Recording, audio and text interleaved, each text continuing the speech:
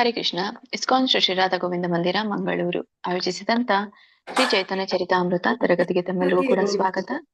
ಇಂದಿನ ತರಗತಿಯನ್ನು ಮಂಗಳಾಚರಣೆಯೊಂದಿಗೆ ಪ್ರಾರಂಭ ಮಾಡೋಣ.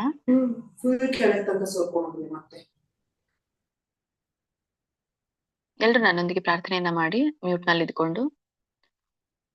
ಓಂ ನಮೋ ಭಗವತೆ ವಾಸುದೇವಾಯ. ಓಂ ನಮೋ ಭಗವತೆ ವಾಸುದೇವಾಯ. ಮ್ಯೂಟ್ ನಲ್ಲಿ ಇದ್ಕೊಂಡೆ ನೀವು ಪ್ರಾರ್ಥನೆ ಮಾಡಿ. ಓಂ ಅಜ್ಞಾನತಿಮಿರಾಂಧಸ್ಯ ಜ್ಞಾನಾಂಜನಶಲಾಕಯ ಚಕ್ಷುರುನ್ಮಿಲಿತಂ ಯೇನ ತಸ್ಮೈ ಶ್ರೀ ಗುರುವೇ ನಮಃ. ನಮ ಓಂ ವಿಷ್ಣುಪಾದಾಯ ಕೃಷ್ಣಪ್ರೇಷ್ಠಾಯ ಭೂತಲೆ ಶ್ರೀಮತೆ ಭಕ್ತಿವೇದಾಂತ ಸ್ವಾಮಿನಿತೆ ನಾಮಿನೇ. ನಮಸ್ತೆ ಸರಸ್ವತಿ ದೇವಿ ಪ್ರಚಾರಿಣೆ ನಿರ್ವಿಶೇಷ ಶೂನ್ಯವಾದಿ ಪಾಶ್ಚಾತ್ಯ ದೇಶತಾರಿಣೆ. जय श्री कृष्ण चैतन्य प्रभु नित्यानंद श्री अद्वैत गदाधर श्रीवासादि गौर भक्त वृंद. हरे कृष्ण कृष्ण कृष्ण हरे हरे, हरे राम राम राम हरे हरे. इस्कॉन श्री राधा गोविंद की जय. श्री श्री गौर निताय की जय. श्रील प्रभुपाद की जय. श्रील गुरुदेव की जय. ಎಲ್ಲ ಗುರು ಪರಂಪರೆಗೂ ಜೈ. ಎಲ್ಲ ದೀಕ್ಷಾ ಗುರುಗಳಿಗೂ ಜೈ. ಎಲ್ಲ ಶಿಕ್ಷಾ ಗುರುಗಳಿಗೂ ಜೈ. ಇಲ್ಲಿ ನೆರೆದಿರುವಂತ ಎಲ್ಲ ಭಕ್ತ ವೃಂದಕ್ಕೂ ಜೈ. ವಾಂಛಾ ಕಲ್ಪತರುಭ್ಯಶ್ಚ ಕೃಪಾ ಸಿಂಧುಭ್ಯ ಏವ ಚ ಪತಿತಾನಾಂ ಪಾವನೇಭ್ಯೋ ವೈಷ್ಣವೇಭ್ಯೋ ನಮೋ ನಮಃ. ಅನಂತ ಕೋಟಿ ವೈಷ್ಣವ ವೃಂದ ಕಿ ಜೈ. ಶ್ರೀಲ ಪ್ರಭುಪಾದ ಕಿ ಜೈ. ಶ್ರೀಲ ಗುರುದೇವ ಕಿ ಜೈ. ಹರೇ ಕೃಷ್ಣ. ಎಲ್ರು ಜೈಕಾರವನ್ನ ಮಾಡೋಣ. ಎಲ್ರು ರಿಪೀಟ್ ಮಾಡಿ.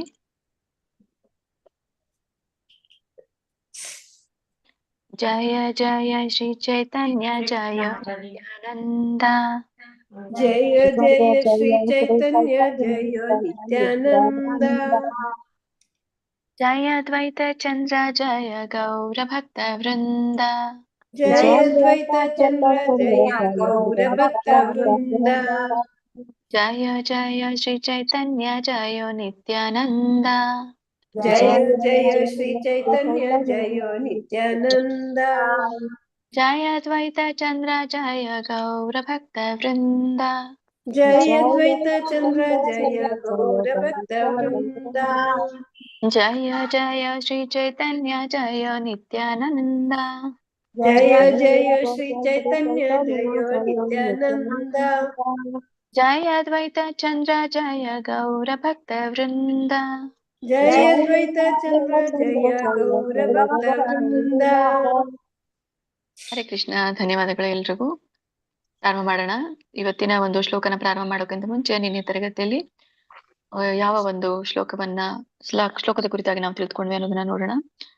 ನಿನ್ನೆ ಕೊನೆಯದಾಗಿ 75ನೇ ಶ್ಲೋಕದಲ್ಲಿ ಪ್ರಭು ಚರಣ ಯದಿ ಆಜ್ಞಾಮಾಗಿಲ್ಲ ಪ್ರಭು ಕಂಠ ಐತೆ ಮಾಲ ಖಸಿಯ ಪಾಡಿಲ್ಲ ಅನ್ನುವಂತ ಶ್ಲೋಕನ ನಾವು ತಿಳಿದುಕೊಂಡ್ವಿ. ಅಲ್ಲಿ ಪ್ರಭು ಚರಣೆ ಯದಿ ಆಜ್ಞಾಮಾಗಿಲ್ಲ ಅಂದ್ರೆ ಪ್ರಭು ಚರಣೆ ಅಂದ್ರೆ ಭಗವಂತನ ಪಾದ ಕಮಲಗಳಲ್ಲಿ ಅಂದ್ರೆ ಪ್ರಾರ್ಥಿಸುವುದು ಅಂತ ಹೇಳಿ, ಅದೇ ವಿನಮ್ರ ಮನೋಭಾವದಿಂದ. ಸೊ ಯದಿ ಅಂತ ಹೇಳ್ತಾರೆ ಅಂದ್ರೆ ಯಾವಾಗ, ಸೊ ಅಂದ್ರೆ ಭಗವಂತನ ಸನ್ನಿಧಿಯಲ್ಲಿ ನಿಂತು ಪ್ರಾರ್ಥಿಸಿದ ಸಮಯದಲ್ಲಿ ಅಂತ ಹೇಳಿ. ಆಜ್ಞಾ ಮಾಗಿಲ್ಲ ಅಂತಂದ್ರೆ ಕೇಳಿರುವಂತದ್ದು ಅಂತ ಹೇಳಿ, ಅಂದ್ರೆ ಆಜ್ಞೆಯನ್ನ ಕೇಳಿದೆ ಅಂತ ಹೇಳಿ ಕೃಷ್ಣದಾಸ್ ಕವಿರಾಜ್ ಗೋಸ್ವಾಮಿ ಅವರು ಲೇಖಕರು ಇಲ್ಲಿ ಹೇಳ್ತಾ ಇರುವಂತದ್ದು. ಸೊ ಆ ಆಜ್ಞೆಯನ್ನ ಸಮ್ಮತಿಸಿ ಅನುಮತಿ ಮತ್ತೆ ಆಶೀರ್ವಾದವನ್ನು ಅವರು ಕೊಟ್ರು ಅಂತ ಹೇಳಿ. ಹಾಗೆ ಗುರು ಆಜ್ಞೆ ಅನ್ನುವಂಥದ್ದು ಬಾಹ್ಯ ಪ್ರಮಾಣವಾಗಿರುವಂಥದ್ದು, ಭಗವಂತನ ಆಜ್ಞೆ ಅನ್ನುವಂಥದ್ದು ಇಲ್ಲಿ ಅಂತರ್ಬಹಿಹಿ ಅಂತ ಹೇಳಿ. ಅಂತರ್ ಅಂದ್ರೆ ಆಂತರಿಕ ಪ್ರಮಾಣವಾಗಿರುವಂಥದ್ದು, ಬಹಿಹಿ ಅಂದ್ರೆ ಬಾಹ್ಯ ಪ್ರಮಾಣವಾಗಿರುವಂಥದ್ದು ಅಂತ. ಸೊ ಇವೆರಡೂ ಕೂಡಿದಾಗ ಮಾತ್ರ ಪರಿಪೂರ್ಣವಾದಂತಹ ಒಂದು ಆಜ್ಞೆ ಆಗಿ ಪರಿವರ್ತನೆ ಹೋಗುತ್ತೆ. ಸೊ ಯಾವಾಗ ನಮ್ಗೆ ಗುರುಗಳು ಆಜ್ಞೆಯನ್ನ ಕೊಡ್ತಾರೋ ಅದು ಒಂಥರನಾದಂತ ನಮ್ಮ ಅಧಿಕಾರ. ಸೊ ಅಧಿಕಾರ ಹೇಗಿರ್ಬೇಕು, ವಿನಮ್ರವಾಗಿರ್ಬೇಕು ಅಂತ ಹೇಳಿ ಅದನ್ನು ಕೂಡ ಇಲ್ಲಿ ನಿರ್ಲಜ್ಜ ಅನ್ನುವಂತ ಒಂದು ಪದವನ್ನ ಬಳಸಿ ಲೇಖಕರು ಅದನ್ನ ಉಲ್ಲೇಖಿಸಿದ್ದಾರೆ. ಸೊ ಭಗವಂತನ ಸಮ್ಮತಿಗಾಗಿ ಅವರು ಕಾದು ಕುಳಿತಿದ್ರು ಅಂತ ಹೇಳಿ. ಸೊ ಈ ಪ್ರಭು ಕಂಠೆ ಐತೆ ಮಾಲಾ ಖಸಿಯ ಪಡಿಲ. ಪ್ರಭು ಕಂಠ ಅಂದ್ರೆ ಭಗವಂತನ ಕಂಠದಿಂದ ಅವರ ವಿಗ್ರಹದಿಂದ ಸುಂದರವಾದ ಹಾರ ಜಾರಿ ಬಿತ್ತು ಖಸಿಯ ಪಡಿಲ ಅಂತ ಹೇಳಿದ್ರು. ಜಾರಿ ಬಿತ್ತು. ಸೊ ಇದು ಸ್ವಾಭಾವಿಕವಾಗಿ ಸಂಭವಿಸುವಂತ ಘಟನೆಗಳಲ್ಲ. ಅದೊಂದು ದಿವ್ಯವಾದಂತಹ ಸೂಚನೆ ಆಗಿತ್ತು. ಯಾಕಂದ್ರೆ ಅವರು ಕೇಳುವಂತಹ ಆಜ್ಞೆಗೆ ಸಮ್ಮತಿ ಮತ್ತೆ ಜೊತೆಗೆ ಭಗವಂತ ಸರಿಯಾದ ಸಮಯಕ್ಕೆ ಅದನ್ನ ಬೀಳಿಸಿರುವಂತದ್ದು, ಇವೆರಡೂ ಕೂಡ ಒಂದು ಸ್ವಾಭಾವಿಕವಾಗಿ ಸಂಭವಿಸಿದಂತ ಘಟನೆ ಅಲ್ಲ ಅನ್ನುವಂಥದ್ದು ಗೊತ್ತಾಗುತ್ತೆ. ಹೀಗೆ ಇದು ಭಗವಂತನ ಒಂದು ದೈವಿ ಅನುಗ್ರಹ. ಈ ಒಂದು ಹಾರ ಭಗವಂತನ ಕೊರಳಿನಿಂದ ಬಿದ್ದಿರುವಂತದ್ದು. ಮತ್ತೆ ಅಲ್ಲೇ ಇರುವಂತಹ ಪೂಜಾರಿ ಏನ್ ಮಾಡಿದ್ರು, ಆ ಹಾರವನ್ನ ತೆಗೆದುಕೊಂಡು, ಅಲ್ಲಿ ಹೆಸರು ಕೊಟ್ಟಿದ್ದಾರೆ ಅವರು ಗೋಸಾಯಿ ಅಂತ ಹೇಳಿ, ಅವರು ಗೋಸಾಯಿ ದಾಸ್ ಅಂದ್ರೆ ಇವರು ಪೂಜಾರಿ. ಅವ್ರು ಏನ್ ಮಾಡಿದ್ರು, ಆ ಹಾರವನ್ನ ತೆಗೆದುಕೊಂಡು ಇವರಿಗೆ ಲೇಖಕರಿಗೆ ಕೊಟ್ರು ಅನ್ನುವಂಥದ್ದನ್ನ ನಿನ್ನೆ ಒಂದು ಶ್ಲೋಕದಲ್ಲಿ ನಾವು ತಿಳಿದುಕೊಂಡ್ವಿ. ಮತ್ತೆ ಜೊತೆಗೆ ನಾವು ತಿಳಿದುಕೊಂಡಿರುವಂತ ವಿಷಯ ಏನು ಅಂತಂದ್ರೆ, ಯಾವಾಗ್ಲೂ ಕೂಡ ನಮ್ಗೆ ಆಧ್ಯಾತ್ಮಿಕದಲ್ಲಿ ಸಮ್ಮತಿ ಅಗತ್ಯತೆ ಇರುತ್ತೆ. ಸೊ ಆ ಸಮ್ಮತಿ ಹೇಗೆ ಸಿಗುತ್ತೆ? ಗುರುಗಳ ಆಜ್ಞೆಯ ಮೇರೆಗೆ, ಗುರುಗಳ ಆಜ್ಞೆ ಮತ್ತೆ ಜೊತೆಗೆ ಭಗವಂತನ ಸಮ್ಮತಿಯೂ ಬೇಕು ಅಂತ ಹೇಳಿ ನಮ್ಗೆ ಈ ಹಿಂದಿನ ಶ್ಲೋಕದಲ್ಲಿ ತಿಳಿಯಿತು. ಸೊ ಹೀಗೆ ಗುರು ಆಜ್ಞೆ ಭಗವಂತನ ಆಜ್ಞೆ ಇದ್ದಾಗ ಪರಿಪೂರ್ಣವಾದಂತಹ ಮಾರ್ಗ ನಮ್ಗೆ ಸಿಗುತ್ತೆ. ಸೊ ಒಂದು ಭಗವಂತನ ಪ್ರತಿಕ್ರಿಯೆ, ದೈವಿ ಪ್ರತಿಕ್ರಿಯೆ ಹೇಗೆ ಸಿಗುತ್ತೆ? ಭಕ್ತನ ಪ್ರಾರ್ಥನೆಯಿಂದ ಭಗವಂತ ವಿಭಿನ್ನ ರೀತಿಯಲ್ಲಿ ಪ್ರತಿಕ್ರಿಯೆಯನ್ನ ಕೊಡ್ತಾನೆ ಅನ್ನುವಂಥದ್ದು ಕೂಡ ಗೊತ್ತಾಯ್ತು. ಸೊ ಇವು ಭಕ್ತನ ಒಂದು ಸಮ್ಮತಿ ಪಡೆಯುವಂತಹ ಚಿಹ್ನೆಗಳು ಅಂತ ಹೇಳ್ಬೋದು. ಸೊ ನಾವು ಕೆಲವೊಂದ್ಸಲಿ ಹೇಳ್ತೇವೆ ಇದೊಂದು ಕ್ರೇಜಿ ಹೀಗೆ ಬಿತ್ತು ಅಂತಂದ್ರೆ ಅದೊಂದು ಭಗವಂತ ಕೊಟ್ಟಿದ್ದಾನೆ ಅಂತ ಅರ್ಥನ ಅಂದಿಲ್ಲ. ಅದು ಭಕ್ತನಿಗೆ ಮಾತ್ರ ಗೊತ್ತಿರುವಂತದ್ದು ಭಗವಂತನ ಒಂದು ಮಾತುಗಳು ಕೇವಲ ಭಾಷೆ ಮುಖೇನ ಇರೋದಿಲ್ಲ, ವಿಭಿನ್ನ ವಸ್ತುಗಳನ್ನ ವಿನಿಮಯ ಮಾಡಿಕೊಳ್ಳುವ ಮೂಲಕ. ಸೊ ಹೀಗೆ ಭಗವಂತ ಸಮ್ಮತಿಯನ್ನ ತೋರಿಸ್ತಾನೆ ಅನ್ನುವಂಥದ್ದು ಗೊತ್ತಾಯ್ತು. ಸೊ ಇವತ್ತಿನ ಶ್ಲೋಕವನ್ನ ನೋಡೋಣ.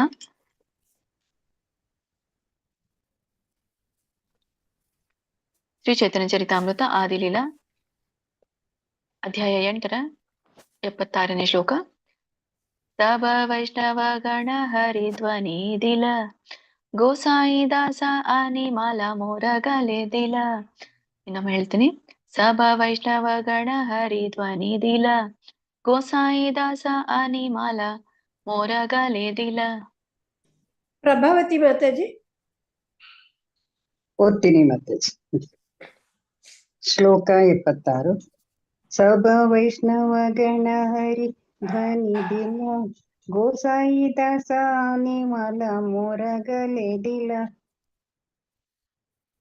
ಸಭಾ ಎಲ್ಲ ವೈಷ್ಣವ ಭಕ್ತರು, ಗಣ ಗುಂಪು ಧ್ವನಿ ಹರೇ ಕೃಷ್ಣ ಮಂತ್ರವನ್ನು ಜಪಿಸುತ್ತಾ ದಿಲ ಮಾಡಿದರು.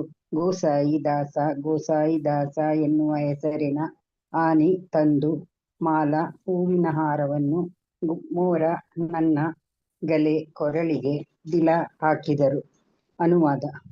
ಇದಾದ ಕೂಡಲೇ ಅಲ್ಲಿ ನಿಂತಿದ್ದ ವೈಷ್ಣವರು ಗಟ್ಟಿ ಧ್ವನಿಯಲ್ಲಿ ಹರಿಬೋಲ್ ಎಂದು ಕೂಗು ಹಾಕಿದರು. ಅರ್ಚಕ ಗೋಸಾನಿ ದಾಸರು ಪುಷ್ಪಮಾಲೆಯನ್ನು ತಂದು ನನ್ನ ಕೊರಳಿಗೆ ತೊಡಿಸಿದರು. ಹರೇ ಕೃಷ್ಣ. ಹರೇ ಕೃಷ್ಣ. ಧನ್ಯವಾದಗಳು ಮಾತಾಜಿ. ಹಿಂದಿನ ಶ್ಲೋಕದಲ್ಲಿ ಏನು ಆಜ್ಞಾ ಮಾಗಿಲ್ಲ, ಪ್ರಭು ಕಂಠ ಐತೆ ಮಾಲ ಖಸಿಯ ಪಡಿಲ್ಲ. ಅಲ್ಲಿ ಏನೋ ಮಾಲೆ ಜಾರಿ ಬಿತ್ತು, ಅದಾದ್ಮೇಲೆ ಏನಾಯ್ತು ಅನ್ನುವಂಥದ್ದನ್ನ ಇಲ್ಲಿ ಹೇಳ್ತಾ ಇರುವಂತದ್ದು ಈ ಶ್ಲೋಕದಲ್ಲಿ. ಅಂದ್ರೆ ಇದು ಸಂಭವಿಸಿದ ಮೇಲೆ ಅಂತ ಹೇಳ್ತಾ ಇರುವಂತದ್ದು. ಏನಾದ ಕೂಡಲೇ ಭಗವಂತನ ಒಂದು ಕಂಠದಿಂದ ಮಾಲೆ ಜಾರಿ ಬಿದ್ದ ಕೂಡಲೇ ಅಲ್ಲಿರುವಂತಹ ಎಲ್ಲಾ ಭಕ್ತರು ನೆರೆದಿರುವಂತಹ ವೈಷ್ಣವ ಒಂದು ವೃಂದ ಜೋರಾಗಿ ಹರಿಬೋಲ್ ಅಂತ ಹೇಳಿ ಸಭ ವೈಷ್ಣವ ಗಣ ಹರಿ ಧ್ವನಿ ದಿಲ ಅಂತಂದ್ರೆ ಇಲ್ಲಿ ಹೇಳಿದ್ರು ಅಂತ ಹೇಳಿ ಅರ್ಥ, ಅಥವಾ ಮಾಡಿದ್ರು ಅಂತ ಹೇಳಿ. ಹರಿಧ್ವನಿ ಅಂದ್ರೆ ಹರಿಬೋಲ್ ಅಂತ ಹೇಳಿ ಜೋರಾಗಿ ಧ್ವನಿ ಮಾಡಿದ್ರು ಅಂತ. ಸೊ ಅವಾಗ ಏನ್ ಮಾಡಿದ್ರು, ಪೂಜಾರಿ ಗೋಸಾಯಿ ದಾಸರು ಏನ್ ಮಾಡಿದ್ರು, ಆಹಾರವನ್ನ ತಂದು ಲೇಖಕರ ಕೊರಳಿಗೆ ಹಾಕಿದ್ರು ಅಂತ ಇಲ್ಲಿ ಹೇಳ್ತಾ ಇರುವಂತದ್ದು.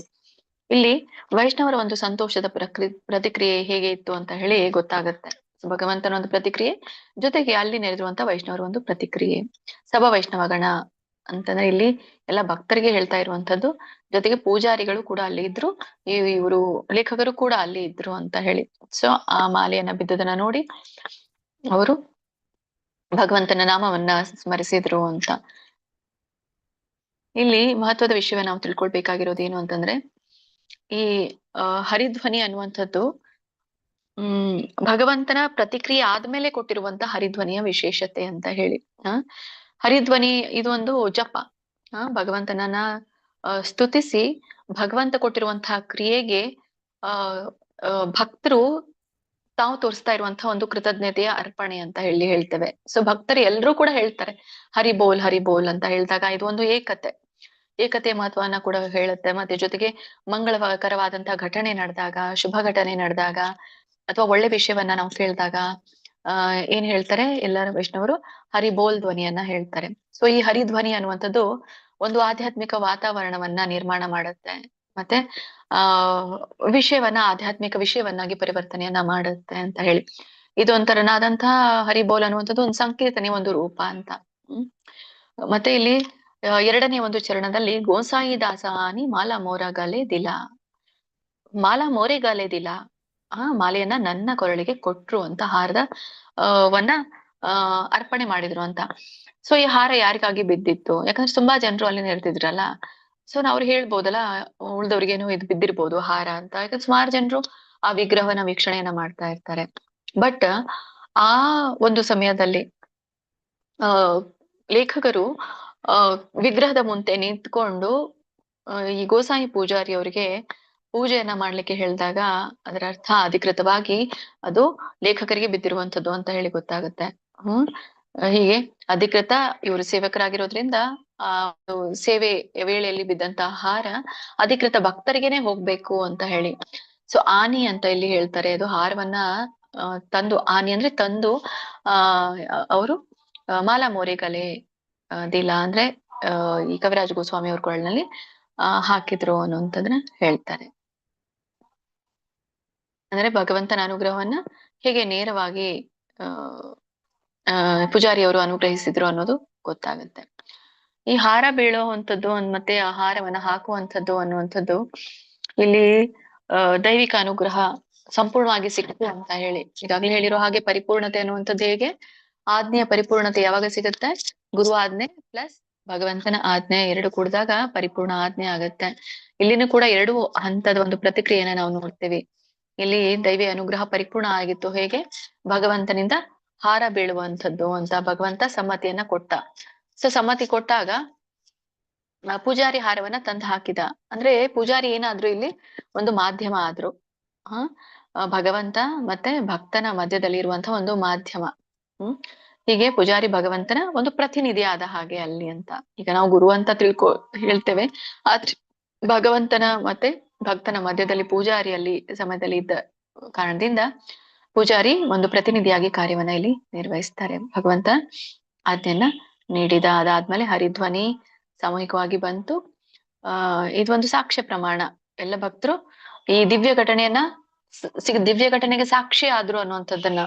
ಈಗ ಹರಿಬೋಲ್ ಅನ್ನುವಂಥದ್ದು ಕೇವಲ ಜಪ ಸಂಕೀರ್ತನೆಗೆ ಮಾತ್ರ ಸೂಚನೆ ಅಲ್ಲ, ಅಲ್ಲಿ ನೆರೆದಿರುವಂತವ್ರು ಎಲ್ಲರೂ ಕೂಡ ಸಾಕ್ಷಿ ಆದ್ರು ಅಂತ ಹೇಳಿ.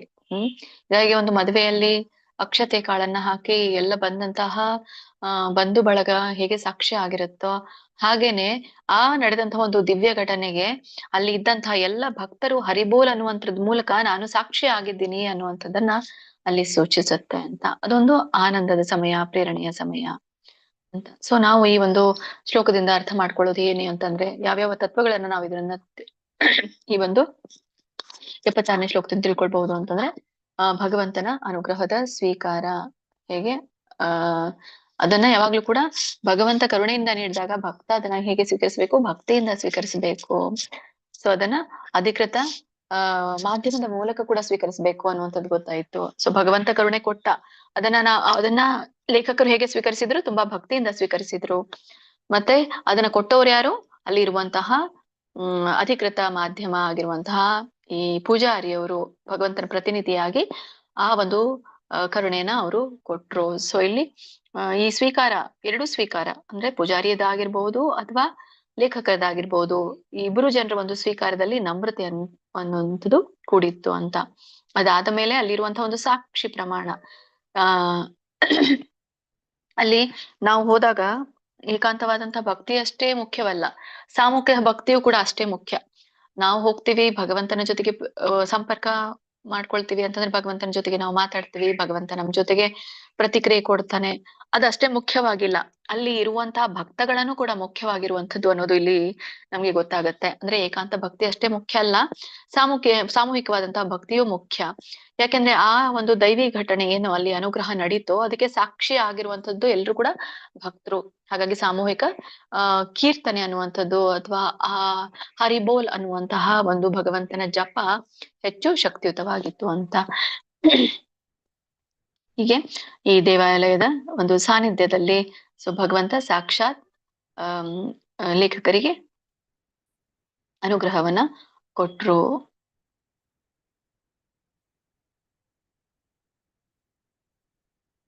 ಮುಂದಿನ ಶ್ಲೋಕಕ್ಕೆ ಹೋಗೋಣ.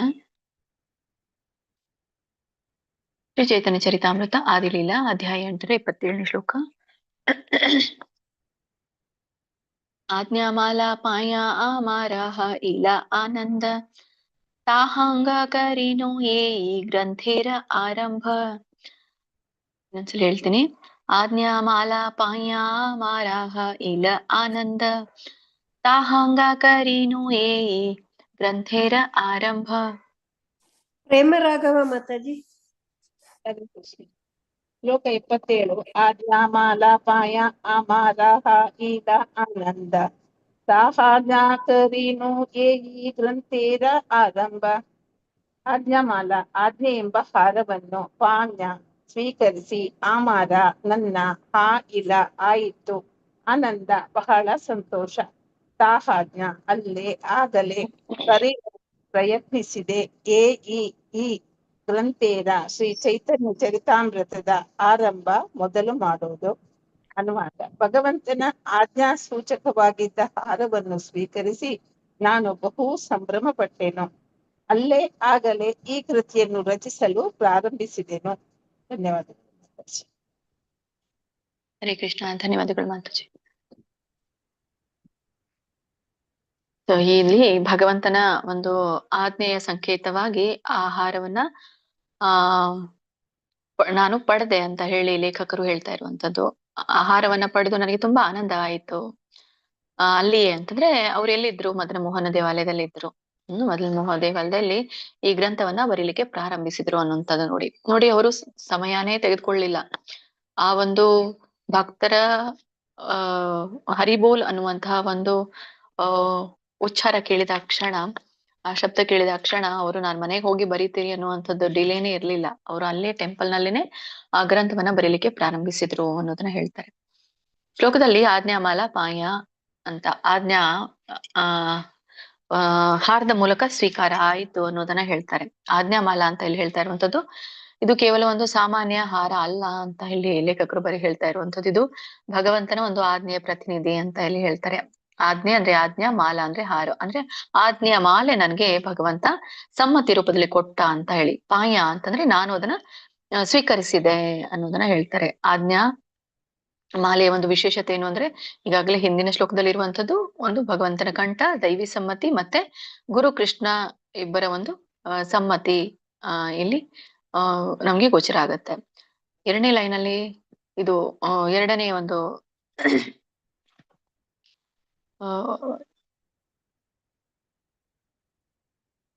ಫಸ್ಟ್ ಲೈನ್ ಅಲ್ಲಿ ಆಮಾರ ಇಲ ಆನಂದ ಅಂತ, ಆಮಾರ ಹ ಇಲ ಆನಂದ ಅಂತ ಹೇಳಿ ಅಂದ್ರೆ ಅದನ್ನ ಪಡೆದ ತಕ್ಷಣ ಅವ್ರಿಗೆ ಅಪಾರ ಆನಂದದ ಅನುಭವ ಆಯ್ತು ಅಂತ ಹೇಳ್ತಾರೆ. ಸೊ ಆಮಾರ ಅಂತ ಯಾಕೆ ಹೇಳ್ತಾ ಇರುವಂತದ್ದು ಅಂದ್ರೆ ಇದು ಒಂದು ವೈಯಕ್ತಿಕ ಅನುಭವ ಅವ್ರು ಹೇಳ್ತಾ ಇರುವಂತದ್ದು. ಹಾಯಿಲ ಅಂತ ಯಾಕೆ ಹೇಳ್ತಾರೆ ಅಂದ್ರೆ ಇದು ಸ್ವಯಂ ಪ್ರೇರಿತವಾಗಿ ಉಂಟಾದಂತಹ ಆನಂದ. ನೋಡಿ, ಅದು ಯಾರೋ ಅವ್ರಿಗೆ ಪ್ರೇರಣೆ ಕೊಟ್ಟು ಹುಟ್ಟಿರುವಂತಹ ಆನಂದ ಅಲ್ಲ, ಸ್ವಯಂ ಪ್ರೇರಿತವಾಗಿ ಅವ್ರಿಗೆ ಆನಂದ ಸಂತೋಷ ಬಂದಿರುವಂತದ್ದು. ಆದ್ರೆ ಭೌತಿಕವಾದಂತ ಸಂತೋಷ ಅಲ್ಲ ನೋಡಿ ಇದು. ಈಗ ನಮ್ಗೇನಾದ್ರೂ ಒಡವೆ ಸಿಕ್ಕ್ರೆ, ನಮ್ಗೇನಾದ್ರೂ ಭೌತಿಕ ವಸ್ತುಗಳು ಸಿಕ್ಕ್ರೆ, ನಮ್ಗೇನಾದ್ರೂ ಭೌತಿಕವಾದಂತ ವಿಭಿನ್ನ ಇಷ್ಟವಾದಂತಹ ಏನಾದ್ರೂ ಸಿಕ್ಕರೆ ನಾವು ಆನಂದ ಪಡ್ತೀವಿ. ಯಾಕಂದ್ರೆ ಅಲ್ಲಿ ವಿಷಯ ವಸ್ತು ಇದೆ, ಆ ವಿಷಯಕ್ಕಾಗಿ ನನ್ಗೆ ಆನಂದ ಆಯ್ತು, ಆ ವಸ್ತುವಿಗಾಗಿ ನನ್ಗೆ ಆನಂದ ಆಯ್ತು. ಆದ್ರೆ ಇಲ್ಲಿ ಆ ವಿಷಯ ವಸ್ತು ಇಲ್ಲ, ಇಲ್ಲಿ ಇರುವಂತದ್ದು ಭಗವಂತನ ಒಂದು ಆಜ್ಞೆಯ ಸಮ್ಮತಿ. ಆ ಆಜ್ಞೆಯ ಸಮ್ಮತಿ ಅನ್ನುವಂಥದ್ದು ಭೌತಿಕ ವಿಷಯ ಅಲ್ಲ, ಅದು ಭೌತಿಕವನ್ನ ಮೀರಿರುವಂತದ್ದು, ಅದು ಆಧ್ಯಾತ್ಮಿಕ ಆನಂದ ಅವರಿಗೆ ಬಂತು ಅಂತ ಹೇಳಿ. ಹೀಗೆ ಅವರ ಆನಂದದ ಕಾರಣಗಳು ಯಾವ್ಯಾವ್ದಾಗಿತ್ತು ಅಂತಂದ್ರೆ ಇಂದಿನ ಕೆಲವೊಂದು ಶ್ಲೋಕಗಳಿಂದ ನೋಡಿದಾಗ ಇಲ್ಲಿವರೆಗೂ ಅವ್ರಿಗೆ ಆನಂದಕ್ಕೆ ಕಾರಣ ಆಗಿರುವಂತದ್ದು ಈ ಒಂದು ಸಮ್ಮತಿ ಸಿಕ್ತಲ್ಲ. ಯಾಕಂದ್ರೆ ಸಮ್ಮತಿ ಸಲುವಾಗಿ ಬಂದಿರುವಂತದ್ದು ಅವರು, ಭಗವಂತನ ಸಮ್ಮತಿ ಸಲುವಾಗಿ. ಸೊ ಭಗವಂತ ನನ್ನನ್ನ ಸಮ್ಮತಿಸಿದ ಅನ್ನುವಂಥದ್ದಕ್ಕೆ ಆನಂದ ಆಯ್ತು. ಆಮೇಲೆ ಗುರುಗಳ ಆಜ್ಞೆಯನ್ನು ಕೊಟ್ರು, ಆದ್ರೆ ಅಲ್ಲಿ ಪರಿಪೂರ್ಣತೆ ಇರ್ಲಿಲ್ಲ. ಇವರು ಆಜ್ಞೆಯನ್ನ ಸ್ವೀಕಾರ ಮಾಡಿದ್ರು, ಅಧಿಕಾರವನ್ನ ಸ್ವೀಕಾರ ಮಾಡಿದ್ರು. ಆದ್ರೆ ಈ ಗುರುಗಳ ಆಜ್ಞೆ ಈಗ ಭಗವಂತನಿಂದ ದೃಢೀಕರಿಸಲ್ಪಟ್ಟು ಅಂತ ಹೇಳಿ. ಅಂದ್ರೆ ಈಗ ಹೇಗೆ ಮೊಹರ್ ಹಾಕ್ತಾರೆ ನೋಡಿ, ಅಥವಾ ಹ್ಮ್ ಹ್ಮ್ ಗ್ರೇಡ್ 1 ಆಫೀಸರ್ ಅದಕ್ಕೆ ದೃಢೀಕರಣವನ್ನ ಕೊಟ್ಟ ಹಾಗೆ ನೋಡಿ, ಹಾಗೆ ಆಯ್ತು. ಗುರುಗಳ ಆಜ್ಞೆ ಕೊಟ್ರು, ಈಗ ಭಗವಂತ ಅದನ್ನ ದೃಢೀಕರಿಸಿದ ಅನ್ನುವಂಥದ್ದು ಇಲ್ಲಿ ಗೊತ್ತಾಗುತ್ತೆ. ಅದಕ್ಕೆ ಕೊನೆಯದಾಗಿ ಅವ್ರಿಗೆ ಆನಂದಕ್ಕೆ ಕಾರಣ ಮನಸ್ಸಿನಲ್ಲಿ ಚಿಂತೆ ಉಳಿಲಿಲ್ಲ. ಚಿಂತಿತ ಪಾರೆ ಅಂತ ಹಿಂದಿನ ಶ್ಲೋಕದಲ್ಲಿ ನಾವು ಕೇಳಿದ್ವಿ ಅಲ್ಲ. ಸೊ ಅದೊಂದು ಚಿಂತೆ ಅವರಲ್ಲಿ ಇತ್ತು, ಆದ್ರೂ ಎಲ್ಲೋ ಒಂದು ಕಳವಳ ಅವರಿಗೆ ಇತ್ತು ಅನ್ನುವಂಥದ್ದನ್ನ ನಾವು ನಿನ್ನೆ ಮೊನ್ನೆ ಒಂದು ಶ್ಲೋಕದಲ್ಲಿ ಓದಿದ್ದೀವಿ. ಈಗ ಅವ್ರಿಗೆ ಆ ಚಿಂತೆಯ ನಿವಾರಣೆ ಆಯ್ತು. ಯಾಕಂದ್ರೆ ಮೊನ್ನೆ ಹೇಳಿದ್ರು ಚಿಂತಿತ ಅಂತಾರೆ ಅಂತ ಹೇಳಿ, ಮನಸ್ಸಿನ ಚಿಂತೆ ಏನು ಒಳಗಡೆ ಇತ್ತೋ ಅದು ಈಗ ಹೋಯ್ತು ಅನ್ನುವಂಥದ್ದನ್ನ ಈಗ ಹೇಳ್ತಾರೆ. ಸೊ ಭಗವಂತನ ಕರುಣೆ ಅನ್ನುವಂಥದ್ದು ಆ ಅಪ್ರತ್ಯಕ್ಷ ಇರ್ಲಿಲ್ಲ, ಅಂದ್ರೆ ಅಗೋಚರವಾಗಿ ಇರ್ಲಿಲ್ಲ. ನಾವೆಲ್ಲ ಹೇಳ್ತೀವಿ ಭಗವಂತನ ಕರುಣೆ ನಮ್ಮೇಲಿದೆ ಅಂತ ಹೇಳ್ತೇವೆ, ಬಟ್ ಅದು ಅಗೋಚರವಾಗಿ ಕಾಣುತ್ತೆ ನಮ್ಗೆ ಅಲ್ಲ. ಸೊ ಅದೊಂಥರ ಏನೋ ನಾವು ಗೊತ್ತಿಲ್ಲದೆ ಹೇಳ್ತಾ ಇದ್ದೀವೋ ಅಂತ ಏನು. ಬಟ್ ಇವರಿಗೆ ಅಲ್ಲಿ ಕವಿರಾಜ ಗೋಸ್ವಾಮಿ ಅವರಿಗೆ ಗೊತ್ತಾಯ್ತು ಏನು ಅಂತ, ಪ್ರತ್ಯಕ್ಷವಾಗಿ ನನ್ಗೆ ಆ ಕರುಣೆ ನಾನು ಅನುಭವಿಸಿದೆ ಅನ್ನುವಂಥದ್ದನ್ನ ಇಲ್ಲಿ ಹೇಳ್ತಾರೆ. ಸಿಗೆ ಗ್ರಂಥ ರಚನೆ ಒಂದು ಯಶಸ್ಸಿನ ಒಂದು ಹಾದಿ ಹೀಗೆ ಇತ್ತು. ಈ ಒಂದು ಭಗವಂತನ ಸಮ್ಮತಿಯಿಂದ ಗ್ರಂಥ ಪರಿಪೂರ್ಣ ಆಗತ್ತೆ ಅನ್ನುವಂಥ ಖಾತ್ರಿ ಅವ್ರಿಗೆ ಸಿಕ್ತು. ಯಾಕಂದ್ರೆ ಇದೊಂದು ಆ ಯೋಜನೆ ಮಾಡ್ಬೇಕು ಅನ್ನುವಂಥದ್ದು ಇನ್ನ ಆಗಿಲ್ಲ, ಬಟ್ ಈಗ ಅವ್ರಿಗೆ ಯಶಸ್ ಸಿಗುತ್ತೆ ಅನ್ನುವಂಥದ್ದು ಖಾತ್ರಿ ಆಯ್ತು. ಯಾಕಂದ್ರೆ ನಾವು ಬರ್ದಾದ್ಮೇಲೆ ನಮ್ಗೆ ಗೊತ್ತಾಗೋದು ಯಶಸ್ ಸಿಗುತ್ತೋ ಇಲ್ವೋ ಅಂತ ಹೇಳಿ. ಯಾಕಂದ್ರೆ ಅವರು ಯಶಸ್ಸಿನ ಸಲುವಾಗಿ ಏನೋ ಆಸೆ ಪಡ್ತಾ ಇಲ್ಲ ಅಲ್ಲಿ, ಆದ್ರೂ ಕೂಡ ಒಂದು ಪರಿಪೂರ್ಣತೆ ಅನ್ನುವಂಥದ್ದು, ಪರಿಪೂರ್ಣತೆ ಇದ್ದಾಗ ಯಶಸ್ಸಿರುತ್ತೆ. ಹಾಗೆ ಅವರು ಪರಿಪೂರ್ಣತೆ ಸಲುವಾಗಿ ಪ್ರಯತ್ನವನ್ನ ಪಡ್ತಾ ಇದ್ರು. ಸೊ ಈಗ ಅವ್ರಿಗೆ ಆ ಗ್ರಂಥ ರಚನೆ ಪರಿಪೂರ್ಣ ಆಗತ್ತೆ ಅನ್ನುವಂತಹ ಖಾತ್ರಿ ಈ ಕೆಲವೊಂದು ಸಮ್ಮತಿಯಿಂದ ಅವ್ರಿಗೆ ಸಿಕ್ತು. ಅದಕ್ಕೆ ತಾಹಾಂಗ ಕರಿನು ಏ ಗ್ರಂಥೇರ ಆರಂಭ ಅಂತ ಹೇಳಿ ಹೇಳ್ತಾರೆ. ಅಲ್ಲಿಯೇ ಅಂದ್ರೆ ಮದನ ಮೋಹನ ದೇವಾಲಯದಲ್ಲಿ ಭಗವಂತನ ಸನ್ನಿಧಿಯಲ್ಲಿ ಈ ಒಂದು ಮಹತ್ವವಾದಂತಹ ಕಾರ್ಯವನ್ನ ಅವರು ಕರೀನು ಅಂದ್ರೆ ಕಾರ್ಯವನ್ನ ಪ್ರಾರಂಭಿಸಿದ್ರು. ಈ ಗ್ರಂಥದ ಪ್ರಾರಂಭ ಆಯ್ತು. ಯಾವ ಗ್ರಂಥ? ಶ್ರೀ ಚೈತನ್ಯ ಚರಿತಾಮೃತ ರಚನೆಯ ಚೈತನ್ಯ ಚರಿತಾಮೃತ ಗ್ರಂಥದ ಪ್ರಾರಂಭ ಆಯ್ತು. ಯಾಕಂದ್ರೆ ಯಾಕೆ ಅಲ್ಲೇನೆ ಪ್ರಾರಂಭ ಮಾಡ್ಬೇಕು ಅನ್ನೋದಕ್ಕೂ ಕೂಡ ಒಂದು ವಿಶೇಷತೆ ಇದೆ. ಯಾಕಂದ್ರೆ ಭಗವಂತನ ಈ ಒಂದು ಯಾವುದು ಮದನ ಮೋಹನ ದೇವಾಲಯ, ಈ ದೇವಾಲಯ ಬರೆಯೋದಕ್ಕೆ ಸಾಮಾನ್ಯ ಸ್ಥಳ ಅಲ್ಲ. ಆದ್ರೆ ಕವಿರಾಜ ಗೋಸ್ವಾಮಿ ಅವರಿಗೆ ಅದು ಅತ್ಯಂತ ಪವಿತ್ರವಾದಂತಹ ಸ್ಥಳ ಅಂತ ಹೇಳಿ ಅವರು ಇಲ್ಲಿ ಸೂಚಿಸಿರುವಂತದ್ದು. ಅಂದ್ರೆ ಇದೊಂದು ಭಗವಂತನ ಸನ್ನಿಧಿಯಲ್ಲಿ ಪ್ರಾರಂಭಿಸುವಂತದ್ದು ಶುಭ ಸೂಚಕ ಅಂತ ಹೇಳಿ ಅವರು ಪ್ರಾಮಾಣಿಕವಾಗಿ ಅದನ್ನ ಹೇಳ್ತಾರೆ. ಸೊ ವಿಳಂಬವಿಲ್ಲದೆ ಅಲ್ಲಿಯೇ ಅಂತ ಹೇಳ್ತಾ ಇರುವಂತದ್ದು ಏಯಿ ಆರಂಭೆ ಗ್ರಂಥೇರ ಆರಂಭ. ಅಲ್ಲಿ ಅಂದ್ರೆ ವಿಳಂಬ ಇಲ್ಲದೆ ತಕ್ಷಣವೇ ಅದನ್ನ ಅವರು ಪ್ರಾರಂಭವನ್ನ ಮಾಡಿದ್ರು. ಹೀಗೆ ಮದನ ಮೋಹನ್ ದೇವಾಲಯ ಒಂದು ಐತಿಹಾಸಿಕ ಒಂದು ಮಹತ್ವ ಕೊಡುತ್ತೆ. ಯಾಕಂದ್ರೆ ಮಹಾಪ್ರಭುಗಳು, ಚೈತನ್ಯ ಮಹಾಪ್ರಭುಗಳು ಅನೇಕ ಬಾರಿ ಆ ದೇವಾಲಯಕ್ಕೆ ಭೇಟಿ ನೀಡಿದ್ರಂತೆ, ಈ ಮದನ ಮೋಹನ ದೇವಾಲಯದಲ್ಲಿ. ಅದಕ್ಕಾಗಿ ಅವರು ಮುಖ್ಯವಾಗಿ ಮದನ ಮೋಹನ ದೇವಾಲಯಕ್ಕೇನೆ ಅಲ್ಲಿ ಸಾಕ್ಷಾತ್ ಭೇಟಿಯನ್ನ ಕೊಟ್ರು. ಮತ್ತೆ ಈ ವೈಷ್ಣವ ಆಚಾರ್ಯರು ಎಲ್ಲರೂ ಕೂಡ ಸೇವೆ ಸಲ್ಲಿಸಿರೋದು ಇಲ್ಲೇ. ನಾವಂತೇವೆ ಯಾಕೆ ಮದನ ಮೋಹನ ದೇವಾಲಯಕ್ಕೆ ಹೋಗ್ಬೇಕಿತ್ತು? ಯಾಕಂದ್ರೆ ವೃಂದಾವನದಲ್ಲಿ ತುಂಬಾ ದೇವಾಲಯಗಳಿದೆಯಲ್ಲ, ಯಾಕೆ ಅದೇ ದೇವಾಲಯ ಬೇಕಾಗಿತ್ತು? ಆ ದೇವಾಲಯದ ಒಂದು ವಿಶೇಷತೆ ಏನು ಅಂದ್ರೆ ಚೈತನ್ಯ ಮಹಾಪ್ರಭುಗಳು ತುಂಬಾ ಸಲ ಭೇಟಿ ಕೊಟ್ಟಿದ್ರು ಒಂದು. ಮತ್ತೆ ಈ ವೈಷ್ಣವ ಆಚಾರ್ಯರು ಅಂತ ನಾವೆಲ್ಲ ಏನ್ ಕರಿತೀವಿ, ಗುರು ಪರಂಪರೆಯಿಂದ ಬಂದಂತವ್ರು, ಅವರೆಲ್ಲರೂ ಕೂಡ ಸೇವೆ ಸಲ್ಲಿಸಿರೋದು ಈ ಮದನ ಮೋಹನ ದೇವಾಲಯದಲ್ಲೇನೆ. ಮತ್ತೆ ಈ ಎಲ್ಲ ಬರೆಯೋದಕ್ಕೆ ಶಾಂತವಾದ, ನೋಡಿರಿ ನೀವು ಅಲ್ಲಿ ಹೋದಾಗ ತುಂಬಾ ಶಾಂತವಾದಂತ ವಾತಾವರಣ ಅಲ್ಲಿದೆ. ಈ ಎಲ್ಲ ಬರೆಯೋದಕ್ಕೆ, ಗ್ರಂಥ ಬರೆಯೋದಕ್ಕೆ ತುಂಬಾನೇ ಅನುಕೂಲಕರವಾದಂತಹ ಪವಿತ್ರ ಸ್ಥಳ ಅಲ್ಲಾಗಿದೆ. ಹೇಗೆ ಈ ವಾಲ್ಮೀಕಿ ಮಹರ್ಷಿಗಳು ತಮ್ಮ ಆಶ್ರಮದಲ್ಲಿ ರಾಮಾಯಣನ ರಚಿಸ್ಲಿಕ್ಕೆ ಪ್ರಾರಂಭ ಮಾಡಿದ್ರು, ಅವರು ಆಯ್ಕೆ ಮಾಡ್ಕೊಂಡಿರುವಂತಹ ಸ್ಥಳ ಅದು ತಮ್ಮ ಆಶ್ರಮ. ಹಾಗೆ ಕವಿರಾಜ ಗೋಸ್ವಾಮಿ ಅವರು ಇಂಥ ಒಂದು ಐತಿಹಾಸಿಕ ಒಂದು ಮಹತ್ವ ಹೊಂದಿರುವಂತಹ ದೇವಾಲಯವನ್ನ ಅವರು ಆಯ್ಕೆ ಮಾಡ್ಕೊಂಡ್ರು ಅಂತ ಹೇಳಿ ಇಲ್ಲಿ ನಿಮಗೆ ಗೊತ್ತಾಗುತ್ತೆ.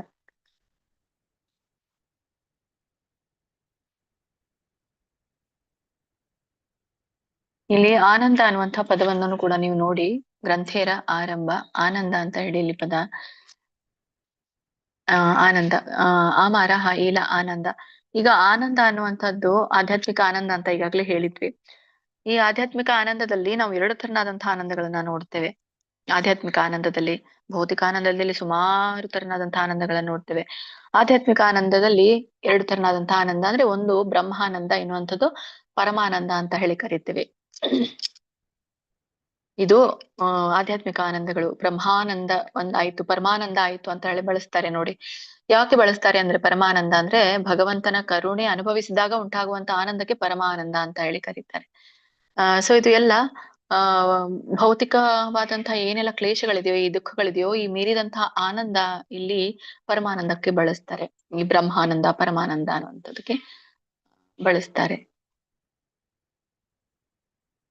ಹೀಗೆ ಅದೊಂದು ಶುಭ ಕ್ಷಣ ಆಗಿತ್ತು ಅಂತ ಹೇಳಿ. ಸೊ ಈ ಒಂದು ಶ್ಲೋಕದಿಂದ ನಾವು ಪ್ರಾಯೋಗಿಕವಾಗಿ ಏನು ಗುರುತಿಸಬಹುದು ಅಂತಂದ್ರೆ, ಒಂದು ಈ ಗುರು ಆಜ್ಞೆ ಕೊಟ್ಟಾಗ ಅದೊಂದು ಅಧಿಕಾರ ಅಂತ ಹೇಗೆ ಹೇಳಿರುವಂಥದ್ದು, ಒಂದು ಅಧಿಕಾರವನ್ನ ಗುರುತಿಸುವಂಥದ್ದು ಅಂತಂದ್ರೆ, ಸರಿಯಾದ ಅಧಿಕಾರ ಸಿಕ್ಕಾಗ ಅದನ್ನ ಹೇಗೆ ಗುರುತಿಸ್ಬೇಕು ಅಂತ. ಈಗ ನನಗೆ ಅವ್ರಿಗೆ ಅಧಿಕಾರ ಕೊಟ್ರು ಅಂತ ಹೇಳಿ ಅವ್ರು ಬರೀಲಿಕ್ಕೆ ಪ್ರಾರಂಭ ಮಾಡ್ಲಿಲ್ಲ. ಭಗವಂತನ ಒಂದು ಆಜ್ಞೆ ಸಲುವಾಗಿ ಅವರು ಕಾಯ್ತಾ ಇದ್ರು. ಸೊ ಹೀಗೆ ಅಧಿಕಾರವನ್ನ ಅವರು ಸರಿಯಾಗಿ ಗುರುತಿಸಿದ್ರು ಅಂತ. ಆಮೇಲೆ ಮಾಡ್ತಾ ಇರುವಂತ ಕಾರ್ಯ ಆನಂದ ಆಗಿರ್ಬೇಕು ಅಲ್ಲ. ನಾನೇನೇ ಬರೀಲಿ ನನಗೆ ಅದು ಆನಂದ ಕೊಡ್ಬೇಕು. ನಾನು ಇತರರಿಗೆ ಇದು ಆನಂದ ಕೊಡುತ್ತೋ ಇಲ್ವೋ ಅಂತ ಯೋಚನೆ ಮಾಡಿ ಅವರು ಬರೀಲಿಲ್ಲ. ಅವ್ರು ಹೇಗೆ ಬರೆದ್ರು, ಆನಂದದಲ್ಲಿ ಅವರು ಕಾರ್ಯ ಮಾಡಿದ್ರು. ಹೇಗೆ ಅವ್ರಿಗೆ ಅದ ಆನಂದ ಸಿಕ್ತು, ಅದೇ ಆನಂದ ಪರಮಾನಂದ ಭಗವಂತನ ಆಜ್ಞೆಯಿಂದ ಅವ್ರಿಗೆ ಸಿಕ್ತು. ಸಂತೋಷದಿಂದ ಕೆಲಸ ಮಾಡಿದ್ರೆ ಮಾತ್ರ ಅದು ಉತ್ತಮ ಫಲ ಕೊಡುತ್ತೆ ಅನ್ನೋದು ಗೊತ್ತಾಯ್ತು. ಸೊ ಪರಮಾನಂದ ಒಂದು ಪರಮಾನಂದದಿಂದ ಅವರು ಕಾರ್ಯ ಮಾಡ್ಲಿಕ್ಕೆ ಮುಂದಾದ್ರು. ಮತ್ತೆ ಸರಿಯಾದ ಸಮಯದಲ್ಲಿ ಪ್ರಾರಂಭಿಸಿದ್ರು ಅನ್ನೋದು ಗೊತ್ತಾಯ್ತು ನೋಡಿ. ಹೇಗೆ ನಾವು ಕೂಡ ಭಗವಂತ ಅನುಗ್ರಹ ಸಿಕ್ಕ್ರೆ ಈಗ ಮನೆಗೆ ಹೋಗಿ ಪ್ರಾರಂಭ ಮಾಡ್ತೇವೆ, ಇನ್ನು ಸ್ವಲ್ಪ ದಿನ ಆಗ್ಲಿ ನಂದಿದ್ ಕೆಲಸ ಆದ್ಮೇಲೆ ನಾನು ಪ್ರಾರಂಭ ಮಾಡ್ತೇನೆ, ಯಾವುದೇ ವಿಷಯ ಇರ್ಬೋದು. ಸೊ ನಾವು ಹಾಗೆ ಕಾಯ್ತಾ ಕೂಡ್ಬಾರ್ದು ಅನ್ನೋದು ಗೊತ್ತಾಯ್ತು ಕವಿರಾಜ ಗೋಸ್ವಾಮಿ ಅವರು ಬರೆದಿರುವಂತದ್ದಲ್ಲಿ. ಸರಿಯಾದ ಸಮಯದಲ್ಲಿ ಗ್ರಂಥೇರ ಆರಂಭ ಕರೀನೂ ಈ ಗ್ರಂಥೇರ ಆರಂಭ ಅಂದ್ರೆ ಇವರು ಸಮಯದಲ್ಲಿ ಪ್ರಾರಂಭಿಸಿದ್ರು ಅಂತ. ಒಂದು ಕ್ಷಣ ಕೂಡ ಅವ್ರು ವೇಟ್ ಮಾಡ್ಲಿಲ್ಲ, ಅಲ್ಲೇನೆ ಪ್ರಾರಂಭ ಮಾಡಿದ್ರು. ಸ್ಥಳವನ್ನ ಸರಿಯಾಗಿ ಆಯ್ಕೆ ಮಾಡ್ಕೊಂಡ್ರು. ಪವಿತ್ರವಾದ ಸ್ಥಳಗಳು ಕಾರ್ಯಕ್ಕೆ ಶುಭ ಶಕ್ತಿಯನ್ನು ಕೊಡುತ್ತೆ ಅನ್ನೋದು ಗೊತ್ತಾಯ್ತು. ಮತ್ತೆ ಜೊತೆಗೆ ಈ ಪರಿಪೂರ್ಣತೆ ಅನ್ನುವಂಥದ್ದು ಭಗವಂತನ ಮೇಲೆ ಇರುವಂತ ವಿಶ್ವಾಸ ನೋಡಿ. ಪರಿಪೂರ್ಣತೆ ಅನ್ನುವಂಥದ್ದು ಗುರುವಾಜ್ಞೆ ಭಗವಂತನ ಆಜ್ಞೆ ಸಿಕ್ತು, ಪರಿಪೂರ್ಣತೆ ಏನೋ ಆಯ್ತು, ಬಟ್ ಅದೊಂದು ವಿಶ್ವಾಸ. ಹಿಂದಿನ ಶ್ಲೋಕದಲ್ಲಿ ನಾವು ತಿಳ್ಕೊಂಡ್ವಿ ವಿಶ್ವಾಸ ಅನ್ನುವಂಥದ್ದು ಎಷ್ಟು ಮುಖ್ಯ ಅಂತ ಹೇಳಿ. ಹೀಗೆ ಭಗವಂತನ ಸಮ್ಮತಿ ಇದ್ದಾಗ ಯಶಸ್ಸು ಖಚಿತ ಅನ್ನುವಂಥದ್ದು ಗೊತ್ತಾಯ್ತು. ಅದಕ್ಕಾಗಿ ಅವ್ರು ಬಳಸಿರುವಂತಹ ಪದ ಇಲ್ಲಿ ಪರಿಪೂರ್ಣತೆ ಅನ್ನುವಂಥದ್ದನ್ನ ಬಳಸಿದ್ದಾರೆ. ಯಶಸ್ಸು ಅನ್ನುವಂಥದ್ದು ಪರಿಪೂರ್ಣತೆಯ ಒಂದು ರಿಸಲ್ಟ್ ಅಲ್ಲ. ಸೊ ಪರಿಪೂರ್ಣತೆ ಇದ್ದಾಗ ಯಶಸ್ಸು ತಂತಾನೆ ಹಾಗೆ ಬರುತ್ತೆ. ಸೊ ಅವ್ರಿಗೆ ಗೊತ್ತಾಗಿರೋದೇನು ಅಂದ್ರೆ, ಯಶಸ್ಸು ಅನ್ನುವಂಥದ್ದು ಗೊತ್ತಾಗ್ಲಿಲ್ಲ, ಅವ್ರಿಗೆ ಗೊತ್ತಾಗಿರುವಂಥದ್ದು ಪರಿಪೂರ್ಣ ಆಯ್ತು ಅನ್ನುವಂಥದ್ದು ಅವ್ರಿಗೆ ಗೊತ್ತಾಯ್ತು. ಸೊ ಹೀಗೆ ಈ ಒಂದು ಶ್ಲೋಕದಿಂದ ನಾವು ಈ ವಿಷಯಗಳನ್ನ ತಿಳ್ಕೊಬಹುದು. ಯಾವುದೇ ಭಗವಂತ ಸಮ್ಮತಿ ಸಿಕ್ಕಾಗ ನಾವು ಸರಿಯಾದ ಸಮಯ, ಸರಿಯಾದ ಸ್ಥಳ, ಸರಿಯಾದ ವಿಷಯಕ್ಕೆ ಬಳಸ್ಕೊಳ್ಬೇಕು ಅನ್ನೋದು ಗೊತ್ತಾಯ್ತು. ಮುಂದಿನ ಶ್ಲೋಕಕ್ಕೆ ಹೋಗೋಣ. ಶ್ರೀ ಚೈತನ್ಯ ಚರಿತಾಮೃತ ಆದಿಲೀಲಾ 78ನೇ ಶ್ಲೋಕ. ಏ ಗ್ರಂಥಾಲೇಖಾಯ ಮೋರೆ ಮದನ ಮೋಹನ ಆಮಾರ ಲೇಖನ ಏನ ಶುಖೇರ ಪಠನ. ಏ ಗ್ರಂಥಾಲೇಖಾಯ ಮೋರೆ ಮದನ ಮೋಹನ ಆಮಾರ ಲೇಖನ ಏನ ಶುಕೇರ ಪಠನ. ರತ್ನ ಮಾತಾಜಿ, ಬರೀ ರತ್ನ ಮಾತಾಜಿ. ಓದ್ಲಾ ಮಾತಾಜಿ? ಓದಿ ಮಾತಾಜಿ. ಈ ಗ್ರಂಥ ಲೇಖೆಯ ಮೊರೆ ಮದನ ಮೋಹನ ಆಮಾರ ಲೇಖಿನ ಏನ ಶುಕೇರ ಪಠನ. ಈ ಗ್ರಂಥ ಮಹತ್ವದ ಸಾಹಿತ್ಯದ ಕೃತಿಯು ಲೇಖಾಯ ಬರೆಯಲು ಕಾರಣವಾಗುತ್ತದೆ. ಮೋರೆ ನನಗೆ, ಮದನ ಮೋಹನ ದೇವತಾ ಮೂರ್ತಿಯು, ಅಮಾರ ನನ್ನ ಲಿಖಿನ ಬರಹ, ಏನ ಹಾಗೆ, ಶುಕೇರ ಗಿಣಿಯ ಪಠನ ಓದು. ಅನುವಾದ: ವಾಸ್ತವವಾಗಿ ಶ್ರೀ ಚೈತನ್ಯ ಚರಿತಾಮೃತವು ನಾನು ಬರೆದ ಬರಹವಲ್ಲ. ಇದು ಶ್ರೀ ಮದನ ಮೋಹನನು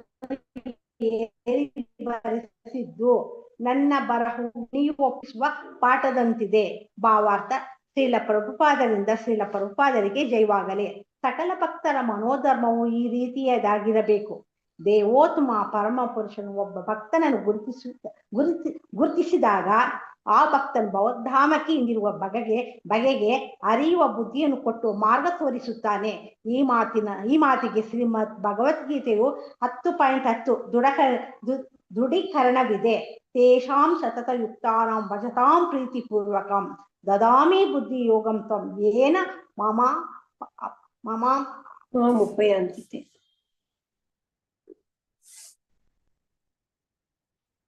ಕೇಳಿಸ್ತಿಲ್ಲ ಮಾತಾಜಿ. ಇವಾಗ ಈಗ ಹೇಳಿ. ಪ್ರೇಮಪೂರ್ವಕವಾಗಿ ಹಾಗೂ ಅವಿರತವಾಗಿ ನನ್ನ ಸೇವೆ ಮಾಡಲು ಮನಸ್ಸು ಕೊಟ್ಟವರು ಯಾವ ಆದಿ ಹಿಡಿದರೆ ನನ್ನ ಬಳಿ ಬರುತ್ತಾರೋ ಆ ಬುದ್ಧಿಯನ್ನ ನಾನು ನೀಡುತ್ತೇನೆ. ಪ್ರಭುವಿನ ದಿವ್ಯ ಸೇವೆಯಲ್ಲಿ ತೊಡಗುವ ಅವಕಾಶ ಕಟ್ ಆಗ್ತಾ ಇದೆ. ನೆಟ್ವರ್ಕ್ ಇರೋ ಜಾಗಕ್ಕೆ ಬನ್ನಿ ಮಾತಾಜಿ. ನೆಟ್ವರ್ಕ್ ಇರೋ ಜಾಗಕ್ಕೆ ಬನ್ನಿ ಮಾತಾಜಿ. ಹಾ, ಕೇಳಿಸ್ತಾ ಇದೆ, ಹೇಳಿ. ಹೇಳ ಮಾತಾಜಿ. ಭಗವಂತನ ಸೇವೆಯಲ್ಲಿ ತೊಡಗುವುದು ಜೀವ ಸ್ವಾಭಾವಿಕ ಕ್ರಿಯೆ. ಆದರೆ ಅವನನ್ನು ಐಕ ಶಕ್ತಿಯ ಅಥವಾ ಮಾಯೆಯ ಪ್ರಭಾವವು ಕವಿದಿರುವುದು. ಆದ್ದರಿಂದ ಭಗವಂತನ ಸೇವೆಯಲ್ಲಿ ಸ್ಥಾಪಿತವಾಗುವುದು ಕಷ್ಟದ ಕೆಲಸವೆಂದು ಜೀವನು ಭಾವಿಸುತ್ತಾನೆ. ಆದರೆ ಜೀವಿಯು ತನ್ನನ್ನು ಒಬ್ಬ ಗುರುವಿನ ಮಾರ್ಗದರ್ಶನಕ್ಕೆ ಒಪ್ಪಿಕೊಂಡು ಎಲ್ಲವನ್ನೂ ಶ್ರದ್ಧಾಪೂರ್ವಕವಾಗಿ ಮಾಡುತ್ತಾ ಬಂದರೆ ಕೂಡಲೇ ಎಲ್ಲರ ಹೃದಯಸ್ಥನಾದ ಭಗವಂತನು ತನ್ನ ಸೇವೆ ಮಾಡುವ ಬಗೆಯನ್ನು ನಿರ್ದೇಶಿಸುತ್ತಾನೆ. ದದಾಮಿ ಬುದ್ಧಿ ಯೋಗಂ ತ್ವಂ. ಭಗವಂತನ ಈ ಆದೇಶವನ್ನು ನೀಡುತ್ತಾನಾಗಿ ಇತ್ತ ಬದುಕು ಪರಿಪೂರ್ಣವಾಗುತ್ತದೆ. ಪರಿಶುದ್ಧ ಭಕ್ತನು ಏನನ್ನೇ ಮಾಡಿದ್ರು ಅದು ಪರಮ ಪ್ರಭುವಿನ ಆದೇಶ ವಾಕ್ಯ ಅದನುಸಾರ ಮಾಡಿದ ಆಗಿರ್ತದೆ. ಹೀಗೆ ತಾವು ಏನನ್ನೂ ಬರೆದರು ಅದು ಶ್ರೀ ಮದನ ಮೋಹನ ಮೂರ್ತಿಯ ಆದೇಶದಂತೆ ಮಾಡಿದೆ ಎಂದು ಶ್ರೀ ಚೈತನ್ಯ ಚರಿತಾಮೃತದ ಲೇಖಕರು ದೃಢಪಡಿಸಿದ್ದಾರೆ. ಹರೇ ಕೃಷ್ಣ ಮಾತಾಜಿ. ಧನ್ಯವಾದಗಳು ಮಾತಾಜಿ. ಹರೇ ಕೃಷ್ಣ. ಧನ್ಯವಾದಗಳು ಮಾತಾಜಿ. ಸೊ ಈ ಒಂದು ಶ್ಲೋಕದಲ್ಲಿ ಈ ಗ್ರಂಥ ಲೇಖಾಯ ಮೋರೆ ಮದನ ಮೋಹನ ಇಲ್ಲಿ ಹೇಳ್ತಾ ಇರುವಂತದ್ದು ಗ್ರಂಥದ ನಿಜವಾದ ಲೇಖಕ ಯಾರು ಅಂತ ಹೇಳ್ತಾ ಇರುವಂತದ್ದು ಲೇಖಕರು. ಸೊ ಗ್ರಂಥದ ನಿಜವಾದ ಲೇಖಕ ನಾನಲ್ಲ, ಗ್ರಂಥದ ನಿಜವಾದ ಲೇಖಕ ಮದನ ಮೋಹನ ಅಂತ ಇಲ್ಲಿ ಲೇಖಕರು ತುಂಬಾನೇ ವಿನಮ್ರವಾಗಿ ಈ ಒಂದು ಕ್ರೆಡಿಟ್ ಅನ್ನ ಅವರು ಮದನ ಮೋಹನ್ಗೆ ಕೊಡ್ತಾ ಇರುವಂತದ್ದು. ಅಂದ್ರೆ ಈ ಒಂದು ಗ್ರಂಥ ಮಾನವ ರಚನೆ ಅಲ್ಲ, ಭಗವಂತನ ಒಂದು ಅನುಗ್ರಹ. ಸೊ ಮದನ ಮೋಹನನೇ ಮುಖ್ಯವಾದ ಇದರ ಲೇಖಕ. ಸೊ ಕೇವಲ ಕವಿರಾಜ್ ಗೋಸ್ವಾಮಿ ಅವರು ಅದರ ಹಾದಿಯಲ್ಲಿ ನಡೀತಾ ಇರುವಂತಹದ್ದು ಅಂತ ಇಲ್ಲಿ ಹೇಳ್ತಾರೆ. ಸೊ ಗ್ರಂಥದ ಈ ಒಂದು ಪ್ರಮಾಣವನ್ನ ಅವರು ವಿನಯಪೂರ್ವಕವಾಗಿ ಒಪ್ಕೊಳ್ತಾ ಇದ್ದಾರೆ, ಇದು ನಾನಲ್ಲ ಅಂತ. ಆಮಾರ ಲಿಖಿನ ಏನ ಶುಕೇರ ಪಠನ. ನೋಡಿ ಇಲ್ಲಿ ಇವರು ಹೇಳ್ತಾ ಇರುವಂತದ್ದು ಈ ನಂದ ಲೇಖನ, ಆಮಾರ ಲೇಖನ ಅಂದ್ರೆ ಈ ನನ್ನ ಇದೊಂದು ಲೇಖನ ಅನ್ನುವಂಥದ್ದು ಶುಕೇರ ಪಟ್ಟಣ ಅಂದ್ರೆ ಗಿಳಿ ಹೇಗೆ ಪುನರಾವರ್ತಿಸುತ್ತೋ ಹಾಗೆ ಮದನ ಮೋಹನ ಹೇಳಿರೋದನ್ನ ನಾನ್ ಪುನರಾವರ್ತಿಸ್ತಾ ಇದ್ದೇನೆ ಅಂತ ಹೇಳಿ. ಸೊ ಗಿಳಿ ತನಗೆ ಕಲಿಸಿದ ಮಾತುಗಳನ್ನ ಹೇಗೆ ಹೇಳುತ್ತೋ ಗಿಳಿಗೆ ಆ ಮಾತುಗಳ ಅರ್ಥ ತಿಳಿದಿರೋದಿಲ್ಲ. ಯಾಕೆ ಗಿಳಿಗೆ ಹೋಲಿಸಿದ್ದಾರೆ ಅನ್ನೋದನ್ನ ನಾವು ಇಲ್ಲಿ ಯೋಚನೆ ಮಾಡ್ಬೋದು. ಶುಕೇರ ಪಟ್ಟಣ, ಗಿಳಿ ಏನ್ ಮಾಡತ್ತೆ, ನಾವ್ ಏನ್ ಹೇಳ್ತೀವೋ ಅದನ್ನೇ ಹೇಳುತ್ತೆ. ಆ ಗಿಳಿಗೆ ಅದ ಅರ್ಥ ಗೊತ್ತಿರುತ್ತಾ? ಇಲ್ಲ. ಅದ್ ನಾವ್ ಏನ್ ಹೇಳ್ತೀವೋ ಗೊತ್ತಿಲ್ಲ, ನಾವ್ ಹೇಳಿರೋದನ್ನ ಮಾತ್ರ ಹೇಳುತ್ತೆ. ಹಾಗೆ ಇವರು ತನಗೆ ಗಿಳಿಗೆ ಹೋಲಿಸ್ಕೊಳ್ತಾ ಇದ್ದಾರೆ. ಸೊ ಗಿಳಿಯು ತನಗೆ ಕಲಿಸಿದ ಮಾತುಗಳನ್ನ ಪುನರಾವರ್ತಿಸುತ್ತೆ. ಆದ್ರೆ ಗಿಳಿಗೆ ಆ ಮಾತುಗಳ ಅರ್ಥ ತಿಳಿದಿರೋದಿಲ್ಲ. ಹಾಗೆ ನಾನು ಕೂಡ ಮದನ ಮೋಹನ ಹೇಳಿರುವಂತಹ ಮಾತುಗಳನ್ನ ನಾನಿಲ್ಲಿ ಬರ್ದಿದ್ದೇನೆ. ಆದ್ರೆ ನನಗೆ ಇಲ್ಲಿ ಬರ್ದಿರುವಂತಹ ಮಾತುಗಳ ಅರ್ಥನೇ ಗೊತ್ತಿಲ್ಲ ಅಂತ ಹೇಳಿ ತುಂಬಾ ವಿನಮ್ರವಾಗಿ ಹೇಳಲಿಕ್ಕೆ ಈ ಒಂದು ಹೋಲಿಕೆಯನ್ನ ಅವರು ಕೊಟ್ಟಿರುವಂತದ್ದು ಶುಕೇರ ಪಠಣ ಅಂತ ಹೇಳಿ. ಹೀಗೆ ಗಿಳಿ ಇವನ್ ನೋಡಿ ನೀವು, ಗಿಳಿ ಏನಾದ್ರೂ ಹೊಸದಾಗಿ ಹೇಳತ್ತಾ ತಾನೇ? ಹೊಸದಾಗಿ ಏನನ್ನೇ ಹೇಳಲ್ಲ. ಏನ್ ಹೇಳುತ್ತೆ, ಹೇಳಿರೋದನ್ನ ಹೇಳುತ್ತೆ. ಹಾಗೆ ಈ ಗುರು ಪರಂಪರೆಯಿಂದ ಬಂದಿರೋದನ್ನ ನಾನು ಭಗವಂತ ಹೇಳಿಸಿರೋ ಹಾಗೆ ಹೇಳ್ತಾ ಇದ್ದೀನಿ ಅಂತ ಹೇಳಿ. ಅಂದ್ರೆ ಇದೊಂಥರನಾದಂತಹ ಗಿಳಿ ಮಾಲೀಕನ ಆಜ್ಞೆ ಪ್ರಕಾರ ನಡೆಯುತ್ತೆ. ಹಾಗೆ ನಾನು ಕೂಡ ಮಾಲೀಕನ ಆಜ್ಞೆಯ ಪ್ರಕಾರ ನಡೀತಾ ಇದ್ದೇನೆ ಅನ್ನೋದನ್ನ ಇಲ್ಲಿ ಹೇಳ್ತಾರೆ ಕವಿರಾಜ್ ಗೋಸ್ವಾಮಿ ಅವರು. ನೋಡಿ ಎಷ್ಟು ವಿನಯತೆ ಗೊತ್ತಾಗತ್ತೆ ಇಲ್ಲಿ. ಸೊ ನಾನು ಕೂಡ ಗಿಳಿ ಅಂತೆ, ಮದನ ಮೋಹನ ಹೇಳಿದನ್ನ ಮಾತ್ರ ನಾನು ಬರೀತಾ ಇದ್ದೇನೆ. ಸೊ ನನಗೆ ಸ್ವಂತ ಜ್ಞಾನ ಇಲ್ಲ ಅಂತ ಹೇಳ್ತಾ ಇದ್ದಾರೆ. ನಾನು ಕೇವಲ ಒಂದು ಮಾಧ್ಯಮ ಇದ್ದೇನೆ. ಆಮೇಲೆ ಬರವಣಿಗೆ ನಂದು ಹೊಸದಿಲ್ಲ. ಸೊ ಏನು ಅವ್ರು ಹೇಳಿದಾರೋ ಅದನ್ನೇ ನಾನಿಲ್ಲಿ ಬರಿತಾ ಇರುವಂತದ್ದು ಅಂತ. ಸೊ ಈ ತರ ನಾನಿದ್ದೇನೆ ಅಂತ ಹೇಳಿ. ಬಟ್ ಏನೇ ಕಲಿತ್ರು ಕೂಡ ಗಿಳಿ ಪರ್ಫೆಕ್ಟ್ ಆಗಿ ಕಲಿಯುತ್ತೆ. ಸೊ ಅದು ಒಂದು ನಾವು ತಿಳ್ಕೊಬಹುದು. ಯಾಕಂದ್ರೆ ಭಗವಂತ ಏನ್ ಹೇಳಿದ್ನೋ, ಗುರುಪರಂಪರೆ ಏನ್ ಹೇಳಿತ್ತೋ ಅದನ್ನ ಸರಿಯಾಗಿ ತಿಳಿಸುವಂಥದ್ದು, ಯಥಾರೂಪವಾಗಿ ತಿಳಿಸುವಂಥದ್ದು, ಆ ಆ ಒಂದು ನಿಖರವಾಗಿ ಅವರು ತಿಳಿಸ್ಕೊಡುವಂಥದ್ದು ಈ ಕವಿರಾಜ್ ಗೋಸ್ವಾಮಿ ಅವರ ಒಂದು ಲಕ್ಷಣವನ್ನ ಇಲ್ಲಿ ನಾವು ಕಾಣ್ಬಹುದು. ಸೊ ಸಾಮಾನ್ಯ ಒಂದು ಲೇಖನಕ್ಕೂ ಗ್ರಂಥಕ್ಕೂ ಅಂದ್ರೆ ಲೇಖಕರಿಗೂ ಮತ್ತೆ ಕವಿರಾಜ್ ಗೋಸ್ವಾಮಿ ಅಂತಹ ಲೇಖಕರಿಗೂ ನಾವು ಹೋಲಿಕೆಯನ್ನ ಮಾಡಿ ನೋಡಿದಾಗ ಕವಿರಾಜ್ ಗೋಸ್ವಾಮಿ ಅವರ ವಿನಯತೆ ಅದ್ವಿತೀಯವಾಗಿತ್ತು ಅಂತ ನಾವು ಹೇಳ್ಬೋದು. ಸಾಮಾನ್ಯ ಲೇಖಕ ಏನ್ ಮಾಡ್ತಾನೆ, ನಾನು ಬರೆದೆ ಅಂತ ಹೇಳ್ಕೊಳ್ತಾನೆ. ಆದ್ರೆ ಕವಿರಾಜ್ ಗೋಸ್ವಾಮಿ ಅವ್ರು ಏನ್ ಹೇಳ್ತಾರೆ, ಮದನ ಮೋಹನ ನನ್ ಕಡೆಯಿಂದ ಬರಿಸಿದ ಅಂತ ಇಲ್ಲಿ ಹೇಳ್ತಾನೆ. ಸಾಮಾನ್ಯ ಲೇಖಕ ಯಾಕೆ ಬರೀತಾನೆ, ಸ್ವಂತ ಒಂದು ಪ್ರತಿಭೆಯನ್ನ ಪ್ರದರ್ಶಿಸ್ಲಿಕ್ಕೆ ಬರೀತಾನೆ.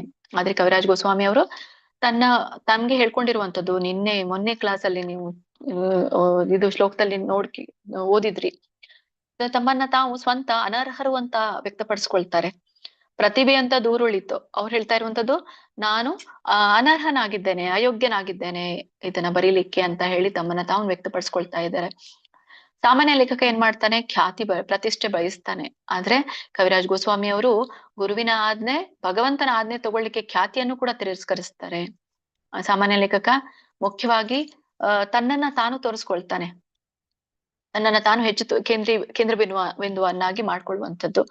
ಆದ್ರೆ ಕವಿರಾಜ್ ಗೋಸ್ವಾಮಿ ಅವರು ತಮ್ಮನ್ನ ಇಲ್ಲಿ ಗೌಣವಾಗಿ ತೋರಿಸ್ಕೊಳ್ತಾರೆ ಅಂತ ಹೇಳಿ ಸೆಕೆಂಡರಿ ಮ್ಯಾಟರ್ ಅಂತ ತೋರಿಸ್ಕೊಳ್ತಾರೆ. ಮುಖ್ಯವಾಗಿ ಗುರು ಮತ್ತೆ ಭಗವಂತನಿಗೆ ಹೆಚ್ಚಿನ ಆದ್ಯತೆಯನ್ನ ಕೊಟ್ಟು ತಮ್ಮನ್ನ ಗೌಣವನ್ನಾಗಿ ನಾವು ನೋಡ್ಕೊಳ್ತಾರೆ, ಸೆಕೆಂಡರಿ ಆಗಿ ನೋಡ್ಕೊಳ್ತಾರೆ. ಹೀಗೆ ವೈಷ್ಣವ ಪರಂಪರೆಯ ಮುಖ್ಯ ಲಕ್ಷಣಗಳು ಇವೆಲ್ಲವೂ ಕೂಡ ನೋಡಿ. ವೈಷ್ಣವ ಪರಂಪರೆ ಅಂದ್ರೆ ಏನು ಅಂತ ಹೇಳಿ ನಮಗೆ ಒಂದು ಪ್ರಶ್ನೆ ಬರುತ್ತೆ. ವೈಷ್ಣವ ಪರಂಪರೆ ಗುರು ಪರಂಪರೆಯಲ್ಲಿ ಹೇಗಿರುತ್ತೆ, ಇವು ಎಲ್ಲ ಲಕ್ಷಣಗಳನ್ನ ನಾವು ತಿಳ್ಕೊಳ್ಬೇಕು. ವೈಷ್ಣವ ಪರಂಪರೆಯ ಲಕ್ಷಣಗಳ ವಿನಯತೆ, ಈ ಗುರು ಕೃಷ್ಣರಿಗೆ ಮಹತ್ವವನ್ನ ಕೊಡುವಂಥದ್ದು, ಅಹಂಕಾರ ರಹಿತವಾದಂತಹ ಮನೋಭಾವನೆ ಅವರಿಗೆ ಇರುವಂಥದ್ದು, ಮತ್ತೆ ಇತರ ಭಕ್ತರಿಗೂ ಕೂಡ ಮಾದರಿ ಆಗುವಂಥದ್ದು.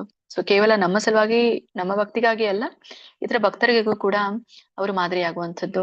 ಸೊ ಕೇವಲ ನಾವು ಕವಿರಾಜ ಗೋಸ್ವಾಮಿ ಅವರ ವಿಷಯದಲ್ಲಿ ಮಾತ್ರ ನಾವು ಕಾಣಲ್ಲ.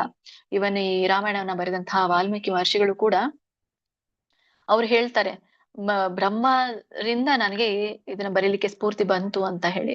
ತುಳಸಿದಾಸರು ಕೂಡ ಹೇಳ್ತಾರೆ, ಅವರು ರಾಮಚರಿತ ಮಾನಸವನ್ನ ಬರೆದ್ರು. ಆ ರಾಮಚರಿತ ಮಾನಸವನ್ನ ಬರೀಲಿಕ್ಕೆ ನನಗೆ ಸ್ಫೂರ್ತಿ ಸಿಕ್ಕಿರುವಂತದ್ದು ಶಿವನ ಆಜ್ಞೆಯಿಂದ ಅಂತ ಹೇಳಿ. ನೋಡಿ, ಹೀಗೆ ಆಜ್ಞೆಯನ್ನ ಪಡ್ಕೊಂಡೇ ಅವರು ಬರೆದಿರುವಂತದ್ದು ಅನ್ನೋದು ಗೊತ್ತಾಗುತ್ತೆ. ಈ ಒಂದು ಇದರಲ್ಲಿ ಭಾವಾರ್ಥದಲ್ಲಿ ಶ್ರೀ ಪ್ರಭುಪಾದ್ ಕಿ ಜೈ. ಈ ಒಂದು ಫಸ್ಟ್ ಇದರಲ್ಲಿ ಹೇಳ್ತಾರೆ ಸೆಂಟೆನ್ಸ್ ಅಲ್ಲಿ, ಸಕಲ ಭಕ್ತರ ಮನೋಧರ್ಮವು ಈ ರೀತಿಯಾಗಿದ್ದಿರಬೇಕು ಅಂತ ಹೇಳಿ. ಅಂದ್ರೆ ಕವಿರಾಜ್ ಗೋಸ್ವಾಮಿಯವರಿಗೆ ವಿನಯದ ಮನೋಭಾವವೇ ಪ್ರತಿಯೊಬ್ಬ ಭಕ್ತನಿಗೂ ಮಾದರಿ ಆಗ್ಲಿ ಅಂತ ಹೇಳಿ ಈಗಾಗ್ಲೇ ನಾವು ಮೇಲೆ ಇದ್ರಲ್ಲಿ ತಿಳ್ಕೊಂಡ್ವಿ, ಅನುವಾದದಲ್ಲಿಯೂ ಕೂಡ. ಹೀಗೆ ಭಕ್ತ ಯಾವಾಗ್ಲೂ ವಿನಮ್ರನಾಗಿರ್ಬೇಕು, ಸಾಧನೆಯನ್ನ ಯಾವಾಗ್ಲೂ ತನ್ನ ಸಾಧನೆಯನ್ನ ಅಂದ್ರೆ ಅಚೀವ್ಮೆಂಟ್ಸ್, ಈಗ ಸಾಧನೆ ಅಂದ್ರೆ ಒಂದು ಪ್ರಾಕ್ಟೀಸ್ ನಾವು ಮಾಡ್ತಾ ಇರುವಂತದ್ದು. ನಾವೆಲ್ಲರೂ ಕೂಡ ಭಕ್ತರಲ್ಲ, ನಾವೆಲ್ಲರೂ ಕೂಡ ಸಾಧಕರು ಅಂತ ಹೇಳಿ ಕರಿತೇವೆ. ಸಾಧನೆಯ ಹಾದಿಯಲ್ಲಿ ಇರುವಂತವ್ರು ನಾವೆಲ್ಲ. ಯಾಕಂದ್ರೆ ನಾವೆಲ್ಲ ಅನ್ಕೊಳ್ತೇವೆ ನಾವು ಭಕ್ತರಿದ್ದೇವೆ, ನಾವೇ ಭಕ್ತರಲ್ಲ, ನಾವು ಆಕ್ಚುಲಿ ನಾವು ಸಾಧಕರು. ಸಾಧಕರಂದ್ರೆ ಏನು, ಪ್ರಾಕ್ಟೀಸ್ ಮಾಡ್ತಾ ಇರುವಂತದ್ದು, ಅಭ್ಯಾಸ ಮಾಡ್ತಾ ಇರುವಂತದ್ದು. ಇನ್ನ ಆ ಅಭ್ಯಾಸದಿಂದ ಮುಂದೆ ಹೋಗಿ ಇನ್ನು ಭಕ್ತರಾಗ್ಲಿಕ್ಕೆ ಆಗಿಲ್ಲ ನಾವು.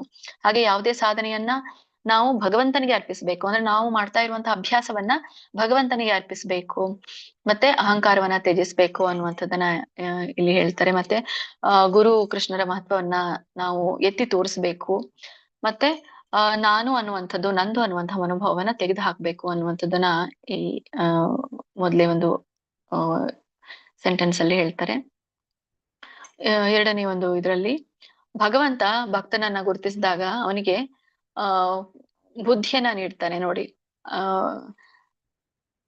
ದದಾಮಿ ಬುದ್ಧಿ ಯೋಗಂ ತಮ್ ಅಂತ ಹೇಳಿ ಭಗವಂತ ಭಗವದ್ಗೀತೆಯಲ್ಲಿ ಹೇಳ್ತಾನೆ. ಅಂದ್ರೆ ಯಾವಾಗ ಭಕ್ತ ಶರಣ ಆಗ್ತಾನೋ, ಸಾಧಕ ಶರಣ ಆಗ್ತಾನೋ, ಅವಾಗ ನಾನೇ ಅವನಿಗೆ ಬುದ್ಧಿಯನ್ನ ನೀಡ್ತೇನೆ ಅಂತ ಹೇಳಿ ಭಗವಂತ ಹೇಳ್ತಾನೆ. ಸೊ ಭಗವಂತ ಭಕ್ತನನ್ನ ಗುರುತಿಸ್ತಾನೆ, ಗುರುತಿಸಿ ಏನ್ ಮಾಡ್ತಾನೆ, ಅವನಿಗೆ ಬುದ್ಧಿ ಕೊಡ್ಬೇಕೋ ಬೇಡ್ವೋ ಅನ್ನೋದನ್ನ ಡಿಸೈಡ್ ಮಾಡುವಂತದ್ದು ಭಗವಂತ, ಅವನಿಗೆ ಬುದ್ಧಿಯನ್ನ ನೀಡ್ತಾನೆ. ಸೊ ಹೇಗೆ ಈ ಭಗವಂತನ ಬಳಿಗೆ ನಾವು ಹಿಂದಿರುಗಿ ಹೋಗ್ಬೇಕು, ಹೋಗ್ಬೇಕು ಅನ್ನುವಂಥದ್ದು ಆಜ್ಞಾಪಿಸುವವನು ಅವನೇನೆ. ಸೊ ಹಿಂದಿರುಗಿ ಹೋಗೋದು ಎಲ್ಲಿ, ನಾವು ಗೋಲೋಕ, ಸೊ ಈ ಒಂದು ವೈಕುಂಠ. ಸೊ ಹೀಗೆ ಭಗವಂತನೇ ಆ ಬುದ್ಧಿಯನ್ನ ಕೊಡುವಂಥದ್ದು. ಇಲ್ಲಿ ಮುಖ್ಯವಾಗಿ ಗುರುತಿಸ್ತಾನೆ ಅನ್ನುವಂಥದ್ದು ಏನ್ ಪದ ಇದೆಯಲ್ಲ, ಅಂದ್ರೆ ಭಕ್ತನ ಒಂದು ಶುದ್ಧ ಭಕ್ತಿಯನ್ನ ಭಗವಂತ ಸ್ವೀಕರಿಸಿದ ಅಂತ ಅರ್ಥ. ಈಗ ಬುದ್ಧಿ ನಾನು ನಿನ್ಗೆ ಕೊಟ್ಟೆ ಅಂತಂದ್ರೆ ಅದ್ರ ಅರ್ಥ ಏನು? ಭಗವಂತ ನನ್ನನ್ನ ಸ್ವೀಕರಿಸಿದ ಅಂತ ಅರ್ಥ. ಬುದ್ಧಿಯನ್ನ ನೀಡ್ತಾನೆ ಅಂತಂದ್ರೆ ಯಾವ ಬುದ್ಧಿ ಇಲ್ಲಿ? ಭೌತಿಕ ಬುದ್ಧಿ ಅಲ್ಲ, ಬುದ್ಧಿ ಯೋಗ ಅಂತ ಇಲ್ಲಿ. ಅಂದ್ರೆ ಆಧ್ಯಾತ್ಮಿಕ ಬುದ್ಧಿಯನ್ನ ಪ್ರದಾನ ಮಾಡ್ತಾನೆ ಭಗವಂತ, ಆಜ್ಞಾಪಿಸ್ತಾನೆ. ಹೇಗೆ? ಹೃದಯದಿಂದ ಚೈತ್ಯ ಗುರುವಾಗಿ ಮಾರ್ಗದರ್ಶನವನ್ನ ನೀಡ್ತಾನೆ, ಆಜ್ಞಾಪಿಸ್ತಾನೆ. ಹೇಗೆ ಆಜ್ಞಾಪಿಸ್ತಾನೆ? ಮಾತಿನ ಮೂಲಕ ಅಲ್ಲ. ಈಗ ಹೇಗೆ ಗ್ರಂಥ ಬರೀಲಿಕ್ಕೆ ಬಾಹ್ಯವಾಗಿ ಒಂದು ಸಮ್ಮತಿಯನ್ನ ಕೊಟ್ನೋ, ಹಾಗೆ ಒಳಗಡೆ ಇದ್ಕೊಂಡು ಗ್ರಂಥ ಪೂರ್ಣ ಆಗ್ಬೇಕಲ್ಲ, ಪೂರ್ಣ ಆಗುವವರೆಗೂ ಕೂಡ ಮಾರ್ಗದರ್ಶನ ಕೊಡುವಂಥವನು ಅವನೇ. ಅದ್ನೇ ಆಜ್ಞಾಪಿಸ್ತಾನೆ ಅನ್ನುವಂಥದ್ದನ್ನ. ಹೇಗೆ? ಪೂರ್ಣ ಗ್ರಂಥ ಬರೆಯುವವರೆಗೂ ಕೂಡ ಮಾರ್ಗದರ್ಶನ ಒಳಗಡೆ ಚೈತ್ಯ ಗುರುವಾಗಿ ಅವನು ಕೊಡುವಂಥದ್ದು. ಮತ್ತೆ ಭಗವಂತನ ಬಳಿಗೆ ಹೋಗುವಂಥದ್ದು, ಅಂದ್ರೆ ಇಲ್ಲಿ ಭಗವಂತನ ಸಾನ್ನಿಧ್ಯವನ್ನ ನಾವು ಪಡೆಯುವಂಥದ್ದು. ಇವೇ ಈ ಅಂತ ಒಂದು ಭಗವಂತನ ಅನುಗ್ರಹವೇ ಈ ಒಂದು ಅಂತಿಮ ಗುರಿಯ ಒಂದು ಸಾಧನೆಗೆ ಕಾರಣ ಅನ್ನುವಂಥದ್ದು ಗೊತ್ತಾಗುತ್ತೆ ಇಲ್ಲಿ. ತೇಷಾಂ ಸತತ ಯುಕ್ತಾನಾಂ ಭಜತಾಂ ಪ್ರೀತಿ ಪೂರ್ವಕಂ ದದಾಮಿ ಬುದ್ಧಿಯೋಗಂ ತಂ ಏನ ಮಾಮಪಯಾಂತಿತೆ ಅಂತ ಇಲ್ಲಿ ಹೇಳ್ತಾರೆ. ಸೊ ಯಾರು ನಿರಂತರವಾಗಿ ಪ್ರೀತಿಯಿಂದ ನನ್ನನ್ನು ಭಜಿಸ್ತಾರೋ ಅವರಿಗೆ ನಾನು ಬುದ್ಧಿಯೋಗವನ್ನ ನೀಡ್ತೇನೆ, ಅದರ ಮೂಲಕ ಅವರು ನನ್ನನ್ನು ಹೊಂದುತ್ತಾರೆ ಅನ್ನುವಂಥ ಒಂದು ಪದಕ್ಕೆ ಈಗ ಹೇಳಿದ್ರಲ್ಲ, ಭಗವಂತನ ಅನುಗ್ರಹವೇ ಅಂತಿಮ ಗುರಿ ಸಾಧನೆಗೆ ಕಾರಣ ಅಂತ ಹೇಳಿ. ಸೊ ಅದನ್ನ ನೀಡ್ತಾರೆ. ಹೀಗೆ ಭಕ್ತನಿಗೆ ಬುದ್ಧಿಯನ್ನ ನೀಡುವನು ಭಗವಂತ, ಬುದ್ಧಿಯು ಭಗವಂತನನ್ನ ಬುದ್ಧಿ ನಮ್ಗೆ ಭಗವಂತನ ಕಡೆಗೆ ಕರ್ಕೊಂಡು ಹೋಗುತ್ತೆ. ಮತ್ತೆ ಈ ಒಂದು ಶುದ್ಧ ಭಕ್ತಿ ಅಂದ್ರೆ ಪ್ರೀತಿಪೂರ್ವಕವಾದ ಭಕ್ತಿಯೇ ಒಂದು ಮುಖ್ಯವಾದಂತ ಅರ್ಹತೆ ನಮ್ಗೆ ಇರ್ಬೇಕಾಗಿರುವಂಥದ್ದು ಅಂತ ಈ ಕವಿರಾಜ್ ಗೋಸ್ವಾಮಿ ಅವರ ಅನುಭವಕ್ಕೆ ಇದು ಸಂಪೂರ್ಣವಾಗಿ ಅರ್ಥ ಆಗಿತ್ತು ಅಂತ ಹೇಳಿ ಗೊತ್ತಾಗುತ್ತೆ. ಇನ್ನು ಮುಂದೆ ಈ 59ನೇ ಪೇಜ್ ನಲ್ಲಿ ಹೇಳ್ತಾ ಇರುವಂತದ್ದು ಭಗವಂತನ ಒಂದು ಅತೀಂದ್ರಿಯ ಪ್ರೀತಿ ಸೇವೆಯಲ್ಲಿ ಒಂದು ತೊಡಗುವಂತಹ ಅವಕಾಶ. ಸೊ ಎಲ್ರಿಗೂ ಕೂಡ ಒಂದೇ ತರನಾಗಿರುತ್ತೆ. ಈಗ ಒಂದು ಕಾಲೇಜ್ನಲ್ಲಿ ಎಲ್ಲ ವಿದ್ಯಾರ್ಥಿಗಳಿಗೂ ಒಂದೇ ತರನಾದ ಪಾಠವನ್ನ ಉಪನ್ಯಾಸಕ ಮಾಡ್ತಾನೆ ಅಲ್ಲ, ಹಾಗೆ ಭಗವಂತನ ಒಂದು ಪ್ರೀತಿ ಅನ್ನುವಂಥದ್ದು ಪ್ರೀತಿಯಲ್ಲಿ ತೊಡಗುವಂತಹ ಅವಕಾಶ ಎಲ್ರಿಗೂ ಓಪನ್ ಆಗಿರುತ್ತೆ, ಒಂದೇ ತರನಾಗಿರುತ್ತೆ. ಯಾಕಂದ್ರೆ ಪ್ರತಿಯೊಂದು ಜೀವಿಯು ಸ್ವಾಭಾವಿಕವಾಗಿ ಭಗವಂತನ ಸೇವಕ ಅಲ್ಲ. ಸೊ ಹಾಗೆ ಭಗವಂತನ ಅಂಶ ಆಗಿರೋದ್ರಿಂದ ಆ ಒಂದು ಆತ್ಮದ ಒಂದು ಸ್ವರೂಪ ನಿಜವಾದ ಲಕ್ಷಣ ಏನು? ಭಗವಂತನ ಸೇವೆ ಅಲ್ಲ. ಹೇಗೆ ಮೆಣಸಿನಕಾಯಿಗೆ ಇರುವಂತಹ ಒಂದು ಗುಣಲಕ್ಷಣ ಏನು? ಅದು ಖಾರ ಆಗಿರುವಂಥದ್ದು. ಸಿಹಿಗೆ ಇರುವಂತಹ ಒಂದು ಗುಣಲಕ್ಷಣ ಏನು? ಸಿಹಿ ಆಗಿರುವಂಥದ್ದು. ಹಾಗೆ ನಮ್ಮ ಆತ್ಮಕ್ಕೆ ಇರುವಂತಹ ಒಂದು ಲಕ್ಷಣ ಏನು ಅಂತಂದ್ರೆ ಅದೇ ಭಗವಂತನ ಸೇವೆಯನ್ನ ಮಾಡುವಂಥದ್ದು. ಆ ಒಂದು ಅಂದ್ರೆ ಸಚ್ಚಿದಾನಂದ ಸ್ವರೂಪ ಆಗಿದ್ರು ಕೂಡ ಅದರ ಮುಖ್ಯವಾದ ಗುಣ ಏನು ಅಂದ್ರೆ ಸೇವೆಯನ್ನ ಮಾಡುವಂಥದ್ದು ಅಂತ. ಸೊ ಈ ಅವಕಾಶ ಎಲ್ರಿಗೂ ಇದೆ, ಸೇವೆ ಮಾಡುವಂತ ಅವಕಾಶ ಎಲ್ರಿಗೂ ತೆರೆದಿದೆ, ಓಪನ್ ಆಗಿ ಇದೆ. ಯಾವುದೇ ಜಾತಿ ಇರ್ಬೋದು, ವರ್ಣ, ಲಿಂಗ, ದೇಶ, ಯಾವುದೇ ಭೇದ ಇಲ್ಲಿ ಇಲ್ಲ. ಹಾಗಾಗಿ ಸ್ವಭಾವತಃ ಇದು ಏನಿದೆ ಅಂದ್ರೆ ನಮ್ಮ ಒಂದು ಜನ್ಮ ಸಿದ್ಧ ಹಕ್ಕು ಅಂತ ಹೇಳ್ಬೋದು ನಾವು. ನಾವ್ ಹೇಗೆ ಇದು ಇದ್ರಲ್ಲಿ ಬರುತ್ತೆ ನೋಡಿ, ಭಕ್ತಿರಸಾಮೃತದಲ್ಲಿ ಒಂದು ಪದ ನನ್ಗೆ ನೆನಪು ಬರ್ತಾ ಇಲ್ಲ. ಸೊ ಹಾಗೆ ಅಂದ್ರೆ ಸ್ವಾಭಾವಿಕವಾಗಿ ಈಗ ತಂದೆಗೆ ದಯಾಬಾಗ್. ದಯಾಬಾಗ್. Thank you Mataji. ಹರೇ ಕೃಷ್ಣ. ದಯಾಬಾಗ್. ಹೇಗೆ ತಂದೆಗೆ ಇರುವಂತಹ ಆಸ್ತಿ ಮಕ್ಕಳಿಗೆ, ಮಗನಿಗೆ ಮುಂದುವರಿಯುತ್ತೋ ಹಾಗೆ ಇದು ಎಲ್ಲ ಸೇವೆ ಅನ್ನುವಂಥದ್ದು ಈ ನಮ್ಮ ಒಂದು ಆತ್ಮಕ್ಕೆ ಮುಂದುವರಿದಂತಹ ಒಂದು ಜನ್ಮ ಸಿದ್ಧ ಹಕ್ಕು ಅಂತ ಹೇಳ್ತೀವಿ. ಸೊ ಅದು ದೇಹವನ್ನ ಪಡ್ಕೊಂಡ್ಮೇಲೆ ಸ್ವಾಭಾವಿಕವಾಗಿ ಆ ಸೇವೆ ಅನ್ನುವಂತಹದ್ದು ನಮ್ಗೆ ಬಂದ್ಬಿಡುತ್ತೆ. ಸೊ ಸೇವಕ, ಸೊ ಸೇವೆ ಮಾಡುವವನು ಇದು ಪ್ರತಿಯೊಂದು ಜೀವಿಯ ಒಂದು ಮೂಲ ಸ್ವಭಾವ ಅನ್ನುವಂಥದ್ದನ್ನ ಇಲ್ಲಿ ತಿಳಿಸ್ತಾರೆ. ಯಾಕಂದ್ರೆ ಎಲ್ಲಾ ಜೀವಿಗಳು ಭಗವಂತನ ಅಂಶ, ಅದರಿಂದ ಸೇವೆಯೇ ಅವರ ಸಹಜ ಧರ್ಮ ಅಂತ ಹೇಳ್ಬಹುದು. ಇದನ್ನ ಸೇವೆ ಅನ್ನುವಂಥದ್ದು ಸಹಜವಾದಂತ ಧರ್ಮ ಅಂತೂ ಕೂಡ ನಾವು ಹೇಳ್ಬಹುದು. ಹೀಗೆ ಈ ಸೇವೆ ಭಗವಂತನಿಗೆ ಇದ್ದಾಗ ಪರಿಪೂರ್ಣ ಆಗತ್ತೆ. ಸೊ ಒಂದ್ ವೇಳೆ ಈ ಸೇವೆ ಇದ್ರೆ ಮತ್ತೆ ಬೇರೆ ಒಂದು ಅರ್ಹತೆ ನಮ್ಗೆ ಅಗತ್ಯತೆ ಕೂಡ ಇಲ್ಲ. ಸೊ ಕೊನೆಯದಾಗಿ ಇಲ್ಲಿ ತಿಳಿಸ್ತಾ ಇರುವಂತದ್ದು ಭಗವಂತನ ಸೇವೆಯಲ್ಲಿ ತೊಡಗುವುದು ಜೀವಿಯ ಸಹಜ ಒಂದು ಧರ್ಮ, ಜೀವಿಯ ಸಹಜ ಒಂದು ಕರ್ತವ್ಯ ಅಂತ ಹೇಳ್ತಾರೆ. ಮತ್ತೆ ಮಾಯೆಯ ಪ್ರಭಾವವನ್ನು ಕೂಡ ಹೇಳ್ತಾರೆ. ಸೊ ಈ ಸಹಜ ಕರ್ತವ್ಯ ಅನ್ನುವಂಥದ್ದು ಯಾವುದೇ ಪ್ರಯತ್ನ ಇಲ್ಲದೆ ಮಾಡ್ಬೇಕಾಗಿರುವಂಥದ್ದು. ಮಾಯೆ ಪ್ರಭಾವ ಹೇಗಿರುತ್ತೆ ಅಂದ್ರೆ ಭೌತಿಕ ಆಸಕ್ತಿಗಳು ನಮ್ಮನ್ನ ಮೇಲಿನ ಮೇಲೆ ಕಾಡ್ತಾ ಇರುತ್ತೆ, ಅಹಂಕಾರ, ಅಜ್ಞಾನ. ಸೊ ಇವೆಲ್ಲ ಇದ್ದಾಗ ನಮ್ಗೆ ಆ ಮಾಡುವಂತಹ ಕಾರ್ಯ ಕಷ್ಟ ಅಂತ ಹೇಳಿ ಭಾವಿಸ್ತೇವೆ. ಭೌತಿಕ ದೃಷ್ಟಿಯಲ್ಲಿ ಅದು ಅಸಾಧ್ಯ ಅಂತ ಹೇಳಿ ತೋರುತ್ತೆ. ಯಾಕೆ ಅಂದ್ರೆ ಅಸಾಧ್ಯ ಅಂತ ತೋರೋದು ಯಾಕೆ ಅಂದ್ರೆ ಮಾಯೆ ಏನ್ ಮಾಡ್ತಾಳೆ ವಾಸ್ತವಿಕವಾಗಿ ಆ ಒಂದು ಸಹಜವಾದಂತ ಕರ್ತವ್ಯವನ್ನ ಮರೆ ಮಾಡಿ ಬಿಡ್ತಾಳೆ ನಮ್ಗೆ. ಮರೆ ಮಾಡಿದಾಗ ಏನಾಗುತ್ತೆ, ನಮ್ಗೆ ಅದು ಸುಲಭ ಅನ್ಸೋದಿಲ್ಲ. ಆದ್ರೂ ಈ ಭಕ್ತಿ ಅನ್ನುವಂಥದ್ದು ತುಂಬಾ ಸುಲಭ. ಮಾಯೆ ಅದನ್ನ ಕಷ್ಟ ಅಂತ ಹೇಳಿ ನಮ್ಗೆ ತೋರಿಸ್ತಾಳೆ ಅಷ್ಟೆ. ಹಾಗೆ ಮಾಯೆಯನ್ನ ಭಗವಂತ ಒಂದು ಅನುಗ್ರಹ ಇದ್ರೆ ಈ ಮಾಯೆ ನಾವು ವಾಸ್ತವಿಕವಾಗಿ ತಿಳ್ಕೊಂಡ್ರೆ ನಮ್ಗೇನಾಗುತ್ತೆ, ಭಕ್ತಿ ಅತ್ಯಂತ ಸುಲಭ ಅಂತ ಹೇಳಿ ನಮ್ಗೆ ಗೊತ್ತಾಗುತ್ತೆ. ಆದ್ರೆ ಈ ಒಂದು ಮಾಯೆಯನ್ನ ನಾವು ನಾವಾಗಿ ಮರೆ ಮಾಡ್ಲಿಕ್ಕೆ ಆಗಲ್ಲ. ಯಾಕಂದ್ರೆ ಅದು ಕೂಡ ಭಗವಂತನ ಒಂದು ಶಕ್ತಿ. ಆ ಶಕ್ತಿಯಷ್ಟು ಸರಳವಾಗಿ ನಮ್ಗೆ ದೂರ ಆಗೋದಿಲ್ಲ. ಹಾಗಾದ್ರೆ ಈ ಮಾಯೆ ಅನ್ನುವಂಥದ್ದು ಸರಿಯೋದು ಯಾರಿಂದ ಅಂತ ಸರಿಲಿಕ್ಕೆ ಆಗಲ್ಲ. ಆದ್ರೆ ಮಾರ್ಗದರ್ಶನ ನಮ್ಗೆ ಸಿಗ್ಬಹುದು ಭಗವಂತನ ಕಡೆಗೆ ಹೋಗ್ಲಿಕ್ಕೆ, ಮತ್ತೆ ಈ ಸಹಜ ಕರ್ತವ್ಯವನ್ನ ಭಗವಂತನ ಒಂದು ಸೇವೆಯನ್ನ ಮಾಡ್ಲಿಕ್ಕೆ ನಮ್ಗೆ ನಾವು ಮಾರ್ಗದರ್ಶನವನ್ನ ಪಡ್ಕೊಳ್ಬಹುದು. ಯಾರಿಂದ ಅಂದ್ರೆ ಗುರುವಿನಿಂದ ಅಂತ ಹೇಳಿ. ಸೊ ಮಾಯೆಯನ್ನ ಎಷ್ಟೇ ದೊಡ್ಡ ಒಬ್ಬ ಸಾಧು ಸಂತ ಋಷಿ ಮುನಿ ಆಗಿದ್ರು ಕೂಡ ಮಾಯೆ ಅವಳಿಂದ ದೂರ ಹೋಗ್ಲಿಕ್ಕೆ ಸಾಧ್ಯ ಇಲ್ಲ. ಹೀಗೆ ಗುರುವಿನ ಮಾರ್ಗದರ್ಶನ ಇದ್ರೆ ಮಾತ್ರ ನಾವು ನಮ್ಮನ್ನ ಸಹಜವಾದಂತಹ ಈ ಸೇವಾ ಧರ್ಮದಲ್ಲಿ ತೊಡಸ್ಕೊಳ್ಳಿಕ್ಕೆ ಸಾಧ್ಯ ಆಗುತ್ತೆ. ಹೀಗೆ ಗುರುವೇ ನಮ್ಗೆ ಈ ಮಾರ್ಗದರ್ಶನವನ್ನ ಕೊಡ್ಲಿಕ್ಕೆ ಸಾಧ್ಯ. ಅದು ಹೇಗಿರ್ಬೇಕು? ಪ್ರಾಮಾಣಿಕವಾಗಿರ್ಬೇಕು. ದಂಭ ಅಹಂಕಾರ ಅಲ್ಲಿ ಇರಬಾರ್ದು. ಮತ್ತೆ ತಕ್ಷಣವೇ ವಿಳಂಬ ಇಲ್ಲದೆ ಅದನ್ನ ಮಾಡ್ಬೇಕು.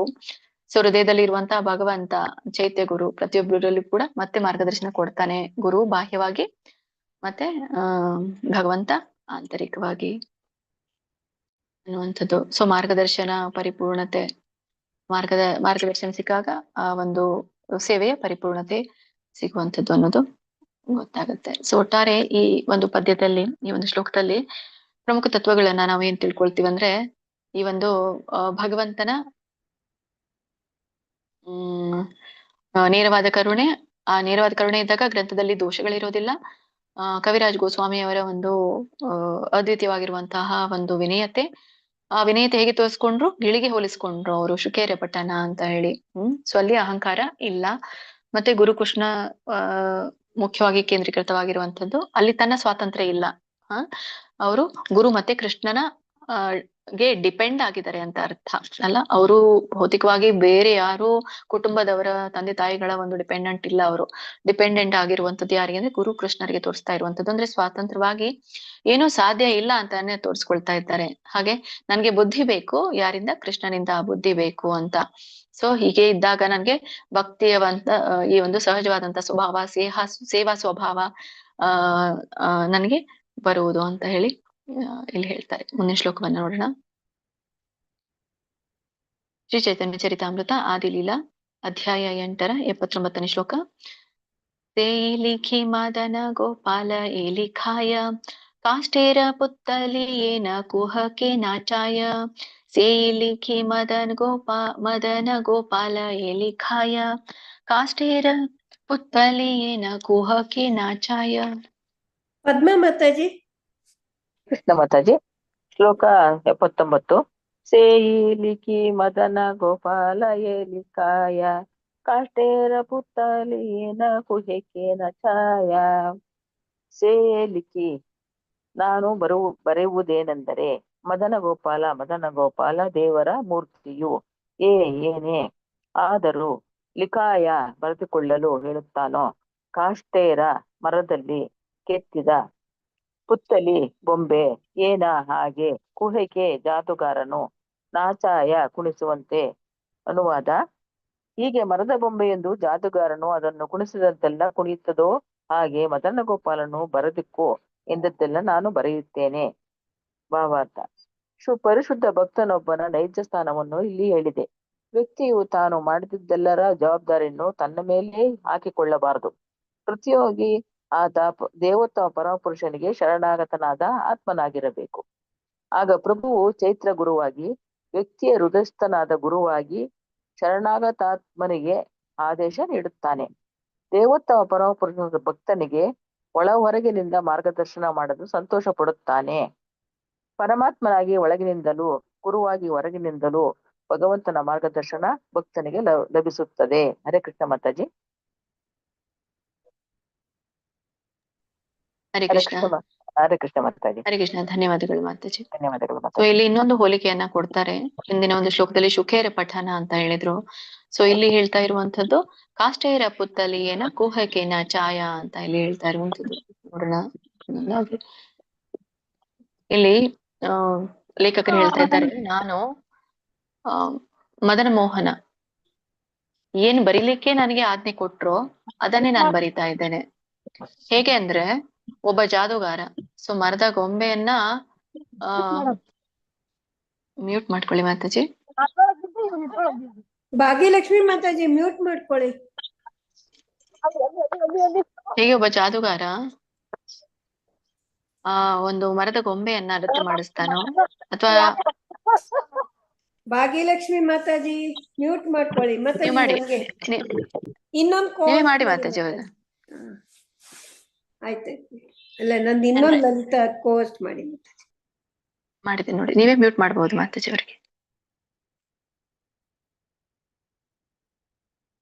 ಸೊ ಮಾಂತ್ರಿಕನು ಕೂಡ ಈ ಜಾದೂಗಾರ ಅಷ್ಟೇ ಅಲ್ಲ, ಮಾಂತ್ರಿಕನು ಕೂಡ ಮರದ ಗೊಂಬೆಗಳನ್ನ ನೃತ್ಯ ಮಾಡಿಸ್ತಾನೆ. ಸೊ ಹಾಗೆ ಮದನ ಮೋಹನ ನನ್ನನ್ನ ನೃತ್ಯ ಮಾಡಿಸಿ ಅವನ ಆಜ್ಞೆಯಂತೆ ಅದನ್ನ ಬರ್ಸಿದ್ದಾನೆ ಅನ್ನುವಂಥದ್ದನ್ನ ಇಲ್ಲಿ ಅನುವಾದದಲ್ಲಿ ಹೇಳ್ತಾರೆ. ಭಾವಾರ್ಥ ಶ್ರೀಲ ಪ್ರಪಾತ್ ಕಿ ಜೈ. ಸೇಯಿ ಲೇಖಿ ಮದನ ಗೋಪಾಲ ಏ ಲಿಖಾಯಿ. ಮದನ ಗೋಪಾಲನ ಆದ್ಯಂತೆ ಬರವಣಿಗೆ ಇದೆ ಅಂತ ಹೇಳಿ ನಾನು ಅದನ್ನೇ ಬರೀತೇನೆ. ಈ ಒಂದು ನಾ ಮದನ ಗೋಪಾಲ ಹೇಳಿರೋದನ್ನ ಮಾತ್ರ ಬರೀತೇನೆ, ನನ್ನ ಸ್ವಂತ ಕಲ್ಪನೆಯಿಂದ ನಾನು ಬರೆಯೋದಿಲ್ಲ ಅಂತ ಹೇಳಿ ಹೇಳ್ತಾ ಇರುವಂತದ್ದು. ಯಾಕಂದ್ರೆ ಸ್ವಂತ ಕಲ್ಪನೆ ಅನ್ನುವಂಥದ್ದು ಈ ಒಂದು ಗ್ರಂಥದಲ್ಲಿ ಸೇರಿಸಿಲ್ಲ ಅನ್ನುವಂಥದ್ದನ್ನು ಕೂಡ ಇಲ್ಲಿ ಹೇಳ್ತಾರೆ.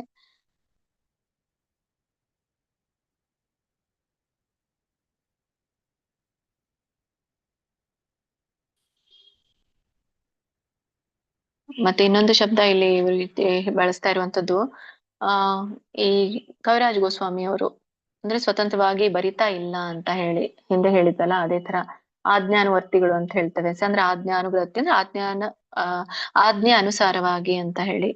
ಸೊ ಮದನ ಗೋಪಾಲ ವಿಗ್ರಹ ರೂಪದಲ್ಲಿರುವಂತಹ ಒಂದು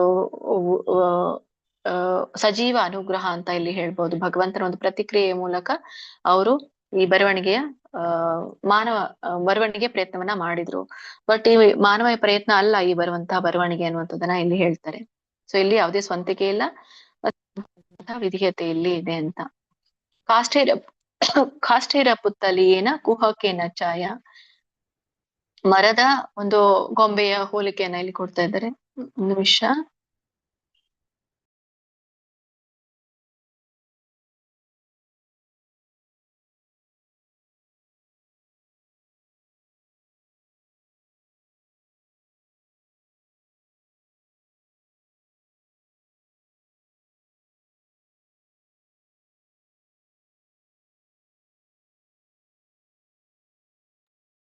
ಕಾಷ್ಟೇರ ಪುತ್ತಲಿಯೇನ ಕುಹಕೇನ ಛಾಯ ಅಂದ್ರೆ ಇಲ್ಲಿ ಒಬ್ಬ ಜಾದುಗಾರ ಮರದ ಗೊಂಬೆಗೆ ಜಾದುಗಾರ ಹೇಗೆ ಮರದ ಗೊಂಬೆಯನ್ನ ಕುಣಿಯೋ ಹಾಗೆ ಮಾಡ್ತಾನೋ ಹಾಗೆ ಅಂದ್ರೆ ಕಟ್ಟಿಗೆ ಗೊಂಬೆಯನ್ನ ಹೇಗೆ ಕುಣಿಯೋ ಹಾಗೆ ಮಾಡ್ತಾನೋ ಹಾಗೆ ನಾನು ಕೂಡ ಭಗವಂತನ ಆಜ್ಞೆ ಮೇರೆಗೆ ಮಾಡಿರುವಂತದ್ದು ಅಂತ ಇಲ್ಲಿ ಹೇಳ್ತಾರೆ. ಯಾಕಂದ್ರೆ ಮರದ ಗೊಂಬೆಗೆ ಯಾಕೆ ಹೋಲಿಸಿದ್ದಾರೆ ಅಂತಂದ್ರೆ ನೋಡಿ ಇಲ್ಲಿ ಎಷ್ಟು ವಿಶೇಷತೆ ಇದೆ ಅಂದ್ರೆ ಅವ್ರು ಯಾರಿಗೂ ಹೇಳ್ಬೋದಿತ್ತು ಒಬ್ಬ ನಟನಕಾರನನ್ನ ಒಬ್ಬ ನಿರ್ದೇಶಕ ಕುಣಿಸಿದ ಹಾಗೆ ಅಂತ ಅವ್ರು ಹೇಳ್ಬೋದಿತ್ತಲ್ಲ. ಯಾಕೆ ಅವರು ಮರದ ಗೊಂಬೆ ಅಂತ ಹೇಳಿದ್ರು? ನೋಡಿ ಎಷ್ಟು ಸುಂದರವಾಗಿ ಬರೀತಾರೆ, ತುಂಬಾನೇ ಅರ್ಥಗಳಿರುತ್ತೆ ನೋಡಿ. ಮರದ ಗೊಂಬೆ ಏನು, ಅದು ನಿರ್ಜೀವ ವಸ್ತು ಅಲ್ಲ, ಅದಕ್ಕೆ ಸ್ವಂತವಾದಂತ ಪ್ರಜ್ಞೆ ಇರಲ್ಲ, ಸ್ವಂತವಾದಂತ ಇಚ್ಛೆ ಇರಲ್ಲ ಅಲ್ಲ. ಹಾಗೆ ನಾನು ಅಂತ ಹೇಳ್ತಾ ಇರುವಂತದ್ದು ಅವರು ಕಾಷ್ಟೇರ ಪುತ್ತಲಿ. ನೋಡಿ ನಾನು ಮರದ ಒಂದು ಗೊಂಬೆ ಇದ್ದ ಹಾಗೆ ಅಂತ ಹೇಳ್ತಾ ಇದ್ದಾರೆ. ನಾನು ನಿರ್ಜೀವವಾದಂತ ವಸ್ತು, ನನಗೆ ಚೈತನ್ಯನೇ ಇಲ್ಲ, ನನಗೆ ಪ್ರಜ್ಞೆ ಇಲ್ಲ, ನನಗೆ ಯಾವುದೇ ಇಚ್ಛೆನೂ ಇಲ್ಲ.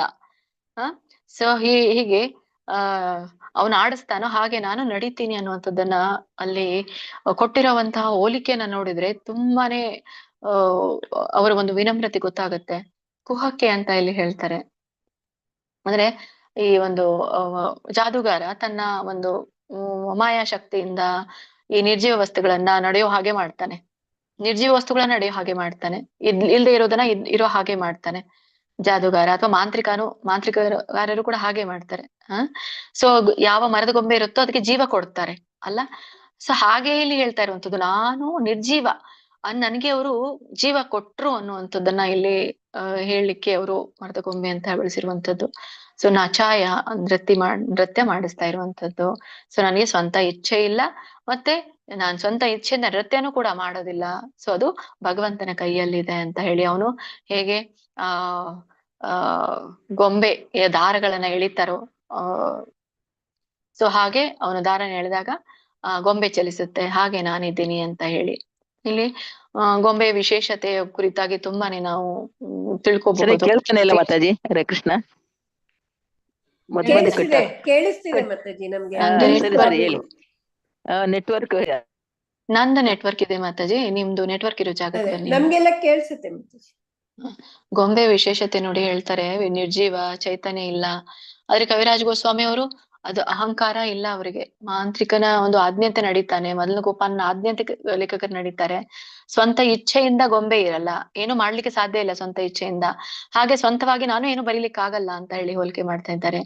ಸೊ ಇಲ್ಲಿ ಗೊಂಬೆಯನ್ನ ಈ ಜಾದುಗಾರ ಎಳೆದಾಗ ಮಾತ್ರ ಅದು ಚಲಿಸುತ್ತೆ. ಹೀಗೆ ಮದನ ಮೋಹನ ಕವಿರಾಜ ಗೋಸ್ವಾಮಿ ಅವರಿಗೆ ಪ್ರೇರೇಪಿಸಿದಾಗ ಮಾತ್ರ ಅವರು ಬರೀತಾರೆ ಅನ್ನುವಂಥದ್ದನ್ನ ಇಲ್ಲಿ ಹೇಳ್ತಾರೆ. ಸೊ ಒಟ್ಟಾರೆ ಗೊಂಬೆ ಹೇಗೆ ಮಾಂತ್ರಿಕನನ್ನ ಅವಲಂಬಿಸಿದೋ ಹಾಗೇನೆ ಕವಿರಾಜ ಗೋಸ್ವಾಮಿ ಅವರು ಸಂಪೂರ್ಣವಾಗಿ ಮದನ ಮೋಹನನ ಅವಲಂಬಿಸಿದ್ದಾರೆ ಅನ್ನೋದಕ್ಕೆ ಸೊ ಈ ಒಂದು ಗೊಂಬೆ ಆಟದ ಒಂದು ಪ್ರದರ್ಶನ ಹೇಗಿರುತ್ತಲ್ಲ, ನೀವೆಲ್ಲ ನೋಡ್ತೀರಿ ಗೊಂಬೆ ಆಟ, ಅದಕ್ಕೆ ತಮ್ಮನ್ನ ತಾವು ಹೋಲಿಸ್ಕೊಂಡಿದ್ದಾರೆ ಅಂತ ನೋಡಿ. ಹಿಂದಿನ ಒಂದು ಶ್ಲೋಕದಲ್ಲಿ ಗಿಳಿಯಂತೆ ಹೋಲಿಸ್ಕೊಂಡಿದ್ದಾರೆ, ಈ ಶ್ಲೋಕದಲ್ಲಿ ಮರದ ಗೊಂಬೆ ಅಂತ ಹೋಲಿಸ್ಕೊಂಡಿದ್ದಾರೆ. ಸೊ ಎರಡೂ ಹೋಲಿಕೆಯನ್ನ ನಾವು ನೋಡಿದಾಗ ಇಲ್ಲಿ ಸಂಪೂರ್ಣವಾದಂತಹ ವಿಧೇಯತೆ, ನಮ್ರತೆ, ಮತ್ತೆ ತಮ್ಮ ಸ್ವಂತ ಪ್ರತಿಭೆ ಇದ್ರೂ ಅದನ್ನ ಪ್ರದರ್ಶಿಸದೇ ಇರುವಂತದ್ದು ಇಲ್ಲಿ ನಮ್ಗೆ ಗೊತ್ತಾಗತ್ತೆ. ಸೊ ಇನ್ನೊಂದು ಪದ ಈ ಕೊನೆಯ ಒಂದು ಇದರಲ್ಲಿ ಸಂಪೂರ್ಣ ಶರಣಾಗತರವರು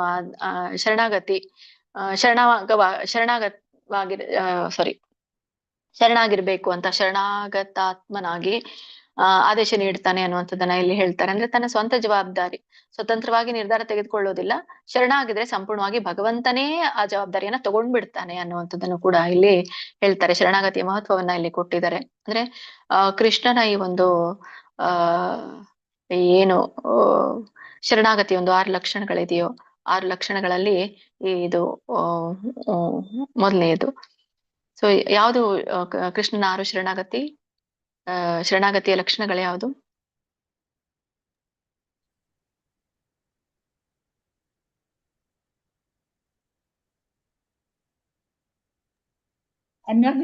ಭಗವದ್ಗೀತೆಯಲ್ಲಿ ಭಾವಾರ್ಥದಲ್ಲಿ ಅನುಕೂಲಸ್ಯ ಸಂಕಲ್ಪ ಅನುಕೂಲಸ್ಯ ಪ್ರತಿಕೂಲಸ್ಯ ವರ್ಜನಂ.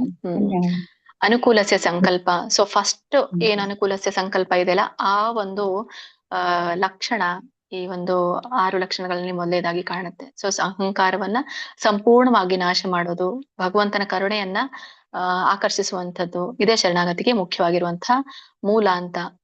ಹೀಗೆ ಆ ಭಗವಂತ ಹೀಗೆ ಶರಣಾಗತರಾದಾಗ ಏನ್ ಮಾಡ್ತಾನೆ ಭಗವಂತ? ಚೈತ್ಯ ಗುರುವಾಗಿ ಹೃದಯದಲ್ಲಿ ಆಧ್ಯಾತ್ಮಿಕ ಗುರುವಿನಂತೆ ಆಜ್ಞಾಪಿಸ್ತಾನೆ ಅನ್ನುವಂಥದ್ದನ್ನ ಕೊನೆಯ ಭಾಗದಲ್ಲಿ ಈ ಒಂದು ಭಾಗದಲ್ಲಿ ಕೊಡ್ತಾರೆ. ಅಂದ್ರೆ ಆಧ್ಯಾತ್ಮಿಕ ಗುರುವಾಗಿ ಒಳಗಡೆ ಅವನು ಆಜ್ಞೆಯನ್ನ, ಸ್ಫೂರ್ತಿಯನ್ನ ಕೊಡ್ತಾನೆ. ಸೊ ಇದರಿಂದ ಈ ಒಂದು ಶ್ಲೋಕದಿಂದ ನಾವು ತಿಳ್ಕೊಬೇಕಾಗಿರುವಂತಹ ವಿಷಯ ಏನು ಅಂತಂದ್ರೆ, ಶುದ್ಧನ ಭಕ್ತನ ಒಂದು ಸ್ಥಿತಿ ಹೇಗಿರುತ್ತೆ, ಮನಸ್ಥಿತಿ ಹೇಗಿರುತ್ತೆ ಅನ್ನುವಂಥದ್ದನ್ನು ಗೊತ್ತಾಗುತ್ತೆ. ಅಂದ್ರೆ ತನ್ನನ್ನ ತಾನು ಸಂಪೂರ್ಣವಾಗಿ ಸಮರ್ಪಿಸಿಕೊಂಡ್ಬಿಡ್ತಾನೆ ಅಂತ, ಅರ್ಪಿಸ್ಕೊಂಡ್ಬಿಡ್ತಾನೆ, ಸ್ವಂತ ಜವಾಬ್ದಾರಿಯನ್ನ ತೆಗೆದುಕೊಳ್ಬಾರದು ಅಂತ ಗೊತ್ತಾಗುತ್ತೆ ಅಲ್ಲ. ನಾವೆಲ್ಲ ಕೂಡ ನಾನೇ ಜವಾಬ್ದಾರಿ ಇದಕ್ಕೆ ಅಂತ ಹೇಳ್ತಾರೆ, ಆದ್ರೆ ಭಗವಂತನೇ ಇದಕ್ಕೆ ಜವಾಬ್ದಾರನು ಅಂತ ಹೇಳಿ. ಸೊ ಚೈತ್ಯ ಗುರುದ ಮಹತ್ವವನ್ನು ಕೊಡ್ತಾರೆ, ಹೃದಯದಲ್ಲಿ ಮಾರ್ಗದರ್ಶನಾಗಿರ್ತಾನೆ, ಮತ್ತೆ ಒಳಗೆ ಹೊರಗೆ ಎರಡಿಗೂ ಕೂಡ ಭಗವಂತನೇ ಪ್ರತಿನಿಧಿ. ಸೊ ನಮ್ಗೆ ಸೇವಾ ಮನೋಭಾವ ಇತ್ತಂದ್ರೆ ಬಾಹ್ಯವಾಗಿ ಭಗವಂತ ಗುರು ಮುಖೇನ ನಮ್ಗೆ ಸೇವೆ ಲಭ್ಯ ಆಗೋ ಹಾಗೆ ಮಾಡ್ತಾನೆ ಅನ್ನುವಂಥದ್ದನ್ನು ಕೂಡ ಇಲ್ಲಿ ಗೊತ್ತಾಗುತ್ತೆ. ಸೊ ಒಂದು ಕೊನೆ ಶ್ಲೋಕವನ್ನ ನೋಡೋಣ, 80ನೇ ಶ್ಲೋಕ. ಶ್ರೀ ಚೈತನ್ಯ ಚರಿತಾಮೃತ ಆದಿಲೀಲ ಅಧ್ಯಾಯ 8ರ 80ನೇ ಶ್ಲೋಕ. ಕುಲಾಧಿದೇವತಾ ಮೋರ ಮದನ ಮೋಹನ ಯಾಂಗರ ಸೇವಕರ ಗುಣಾತ ರೂಪ ಸನಾತನ. ಕುಲಾಧಿದೇವತಾ ಮೋರ ಮದನ ಮೋಹನ ಯಾಂಗರ ಸೇವಕ ರಘುನಾಥ ರೂಪ ಸನಾತನ. ಬರೀ ರತ್ನ ಮಾತಾಜಿ ಓದ್ತೀರಾ? ರತ್ನ ಮಾತಾಜಿ ಅವರು ಹೇಳಿದ್ರೇನು ಅಲ್ಲ ಮಾತಾಜಿ ಅಲ್ಲ, ಅವಾಗ? ರತ್ನ ಬಸವರಾಜ್ ಓದಿದ್ರು ಮಾತಾಜಿ ಅವರು. ರತ್ನ ಇದಾರೆ. ರತ್ನ ರತ್ನ ಮಾತಾಜಿ ಮಾತಾಜಿ. ಕೂಗ್ತಾ ಇದ್ರಿ ನೀವು. ಶಾಂತಿ ರೂಪಿಣಿ ಮಾತಾಜಿ ಹರೇ ಕೃಷ್ಣ ಮಾತಾಜಿ, ಹರೇ ಕೃಷ್ಣ. ಓದಿ ಮಾತಾಜಿ. ಕುಲಾದಿ ದೇವತ ಮೋರ ಮದನ ಮೋಹನ ಯಾಂದ್ರ ಸೇವಕ ರಘುನಾಥ ರೂಪ ಸನಾತನ. ಕುಲ ಅಧಿದೇವತ ಮನೆ ದೇವರು, ಮೋರ ನನ್ನ, ಮದನ ಮೋಹನ ಭಗವಾನ್ ಮದನ ಮೋಹನ, ಯಾನ್ರ ಯಾರ, ಸೇವಕ ದಾಸ ರಘುನಾಥ ರಘುನಾಥ ದಾಸ ಗೋಸ್ವಾಮಿ, ರೂಪ ರೂಪ ಗೋಸ್ವಾಮಿ, ಸನಾತನ ಸನಾತನ ಗೋಸ್ವಾಮಿ. ಅನುವಾದ: ಭಗವಾನ್ ಮದನ ಮೋಹನನನ್ನು ನನ್ನ ಕುಲದೈವವಾಗಿ ಅಂಗೀಕರಿಸುತ್ತೇನೆ. ರಘುನಾಥ ದಾಸ ಗೋಸ್ವಾಮಿ, ಶ್ರೀ ರೂಪ ಗೋಸ್ವಾಮಿ ಹಾಗೂ ಸನಾತನ ಗೋಸ್ವಾಮಿ ಇವರೆಲ್ಲರೂ ಮದನ ಮೋಹನನನ್ನು ಪೂಜಿಸುತ್ತಾರೆ. ಹರೇ ಕೃಷ್ಣ. ಹರೇ ಕೃಷ್ಣ. ಸೊ ಇಲ್ಲಿ ಲೇಖಕರು ಹೇಳ್ತಾರೆ ನನ್ನ ಕುಲದೇವತೆ ಅಂತ ಹೇಳಿ.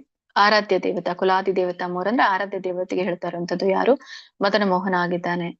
ಸೊ ಅವರ ಸೇವಕ ಯಾರ್ಯಾರಿದ್ದಾರೆ ಅನ್ನೋದನ್ನ ಕೂಡ ಹೇಳ್ತಾ ಇದ್ದಾರೆ. ರಘುನಾಥ ದಾಸ್ ಗೋಸ್ವಾಮಿ, ರೂಪ ಗೋಸ್ವಾಮಿ ಅವರು, ಸನಾತನ ಗೋಸ್ವಾಮಿ ಅವರು ಕೂಡ ಮದನ ಮೋಹನನ್ನ ಪೂಜಿಸ್ತಿದ್ರು ಅಂತ ಇಲ್ಲಿ ಹೇಳ್ತಾ ಇರುವಂತದ್ದು. ಕುಲದೇವತೆ ಅಂತ ಯಾಕೆ ಅಲ್ಲಿ ಹೇಳ್ತಾ ಇರುವಂತದ್ದಂದ್ರೆ, ಈಗ ನಾವು ಕೂಡ ನೋಡಿ ಕುಲದೇವತೆಯ ರಕ್ಷಣೆಯನ್ನ ಪಡಿತೀವಿ ಅಲ್ಲ. ನಾವೇನೇ ಪ್ರಾರಂಭ ಮಾಡೋದಿದ್ರು ಕೂಡ ನಮ್ಮ ಕುಲದೇವತೆಗೆ ಹೋಗ್ತೇವೆ. ಮದ್ವೆ ಆದ್ಮೇಲೆ ಎಲ್ರು ಕೂಡ ತಮ್ಮ ಮನೆ ದೇವತೆಗೆ ಹೋಗಿ ಪೂಜೆ ಮಾಡ್ಕೊಂಡ್ ಬರ್ತಾರೆ. ಮಕ್ಕಳಾದ್ರೆ ಏನೇ ಆದ್ರೂ ಕೂಡ, ಯಾಕೆ? ರಕ್ಷಣೆ ಕೊಡ್ತಾನೆ ಅಂತ ಅದೊಂದು ಅವ್ರ ನಂಬಿಕೆ. ಹಾಗೆ ಇಲ್ಲಿನೂ ಕೂಡ ಸೊ ಕುಲದೇವತೆ ಕುಲದೇವತೆ ಆ ಕುಲದ, ಅವ್ರು ಯಾವ ಕುಟುಂಬದವರಾಗಿದ್ರು ಆ ಕುಲದ ರಕ್ಷಣೆಯನ್ನ ಮಾಡ್ತಾರೆ ಅಂತ ಅರ್ಥ.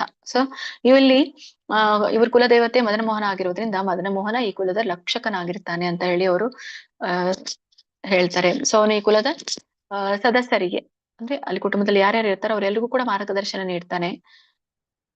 ಮತ್ತೆ ಕುಟುಂಬದಸ್ಥರು ಎಲ್ಲರೂ ಕೂಡ ವಿಶೇಷವಾಗಿ ಅವರನ್ನ ಆರಾಧಿಸ್ತಾರೆ. ಮತ್ತೆ ಕುಲದೇವತೆಯ ಸೇವೆ ಒಂದು ಕುಲದ ಸಂಪ್ರದಾಯದ ಒಂದು ಭಾಗ ಅಂತ ಕೂಡ ಇಲ್ಲಿ ಹೇಳ್ತಾರೆ ಅಲ್ಲ. ಯಾಕೆಂದ್ರೆ ಕುಲದೇವತೆ ಅನ್ನುವಂಥದ್ದು ನಮ್ಮ ಒಂದು ಕುಟುಂಬಕ್ಕೆ ಅಥವಾ ನಮ್ಮ ಕುಲಕ್ಕೆ ಆಧ್ಯಾತ್ಮಿಕವಾಗಿ ಬಲವನ್ನ ನೀಡ್ತಾನೆ ಅನ್ನುವಂಥದ್ದನ್ನು ಕೂಡ ಈ ಕುಲದೇವತೆಯ ಮಹತ್ವವನ್ನ ಇಲ್ಲಿ ತಿಳಿಸ್ತಾ ಇದ್ದಾರೆ, ಕುಲದೈವ ಅಂತ ಹೇಳಿ.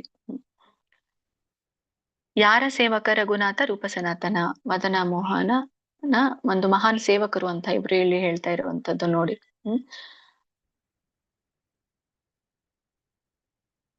ರಘುನಾಥ ದಾಸ್ ಗೋಸ್ವಾಮಿ ಅವರು ಚೈತನ್ಯ ಮಹಾಪ್ರಭುಗಳ ಪ್ರಮುಖ ಶಿಷ್ಯರಲ್ಲಿ ಒಬ್ರು.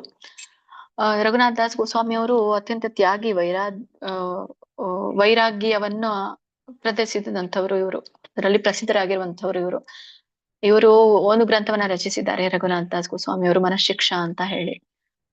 ಅವರು ಕೂಡ ಈ ಮದನ ಮೋಹನನ ಒಂದು ಕೃಪೆಯನ್ನ ಪಡೆದೇ ರಚಿಸಿರುವಂತದ್ದು ಅಂತ ಹೇಳಲಿಕ್ಕೆ ಇವರು ಮದನ ಮೋಹನನನ್ನ ಇವರು ಕೂಡ ಪೂಜಿಸ್ತಾ ಇದ್ರು ಅಂತ ಹೇಳಿ ಹೇಳ್ತಾರೆ. ಸ್ವರೂಪ ಗೋಸ್ವಾಮಿ ಅವರು ಕೂಡ ಚೈತನ್ಯ ಮಹಾಪ್ರಭುಗಳ ಶಿಷ್ಯರು.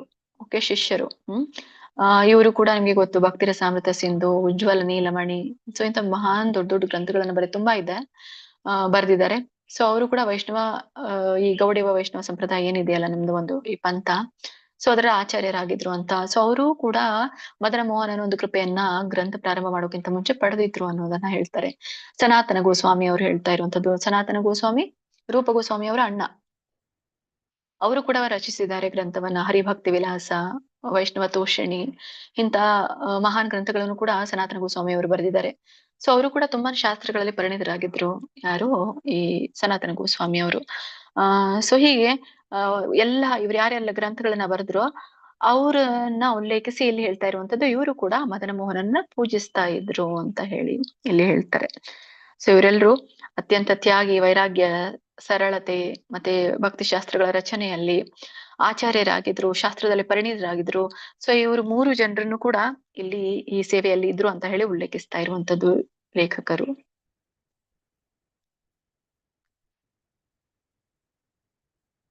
ಈ ಒಂದು ಅನುವಾದದಲ್ಲಿ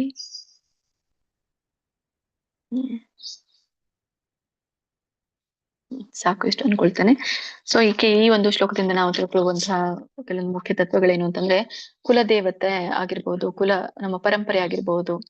ಸೊ ಪ್ರತಿಯೊಬ್ಬ ವೈಷ್ಣವನಿಗೂ ತನ್ನದೇ ಆದಂತಹ ಕುಲ ಇದ್ದೇ ಇರುತ್ತೆ ಅಲ್ಲ.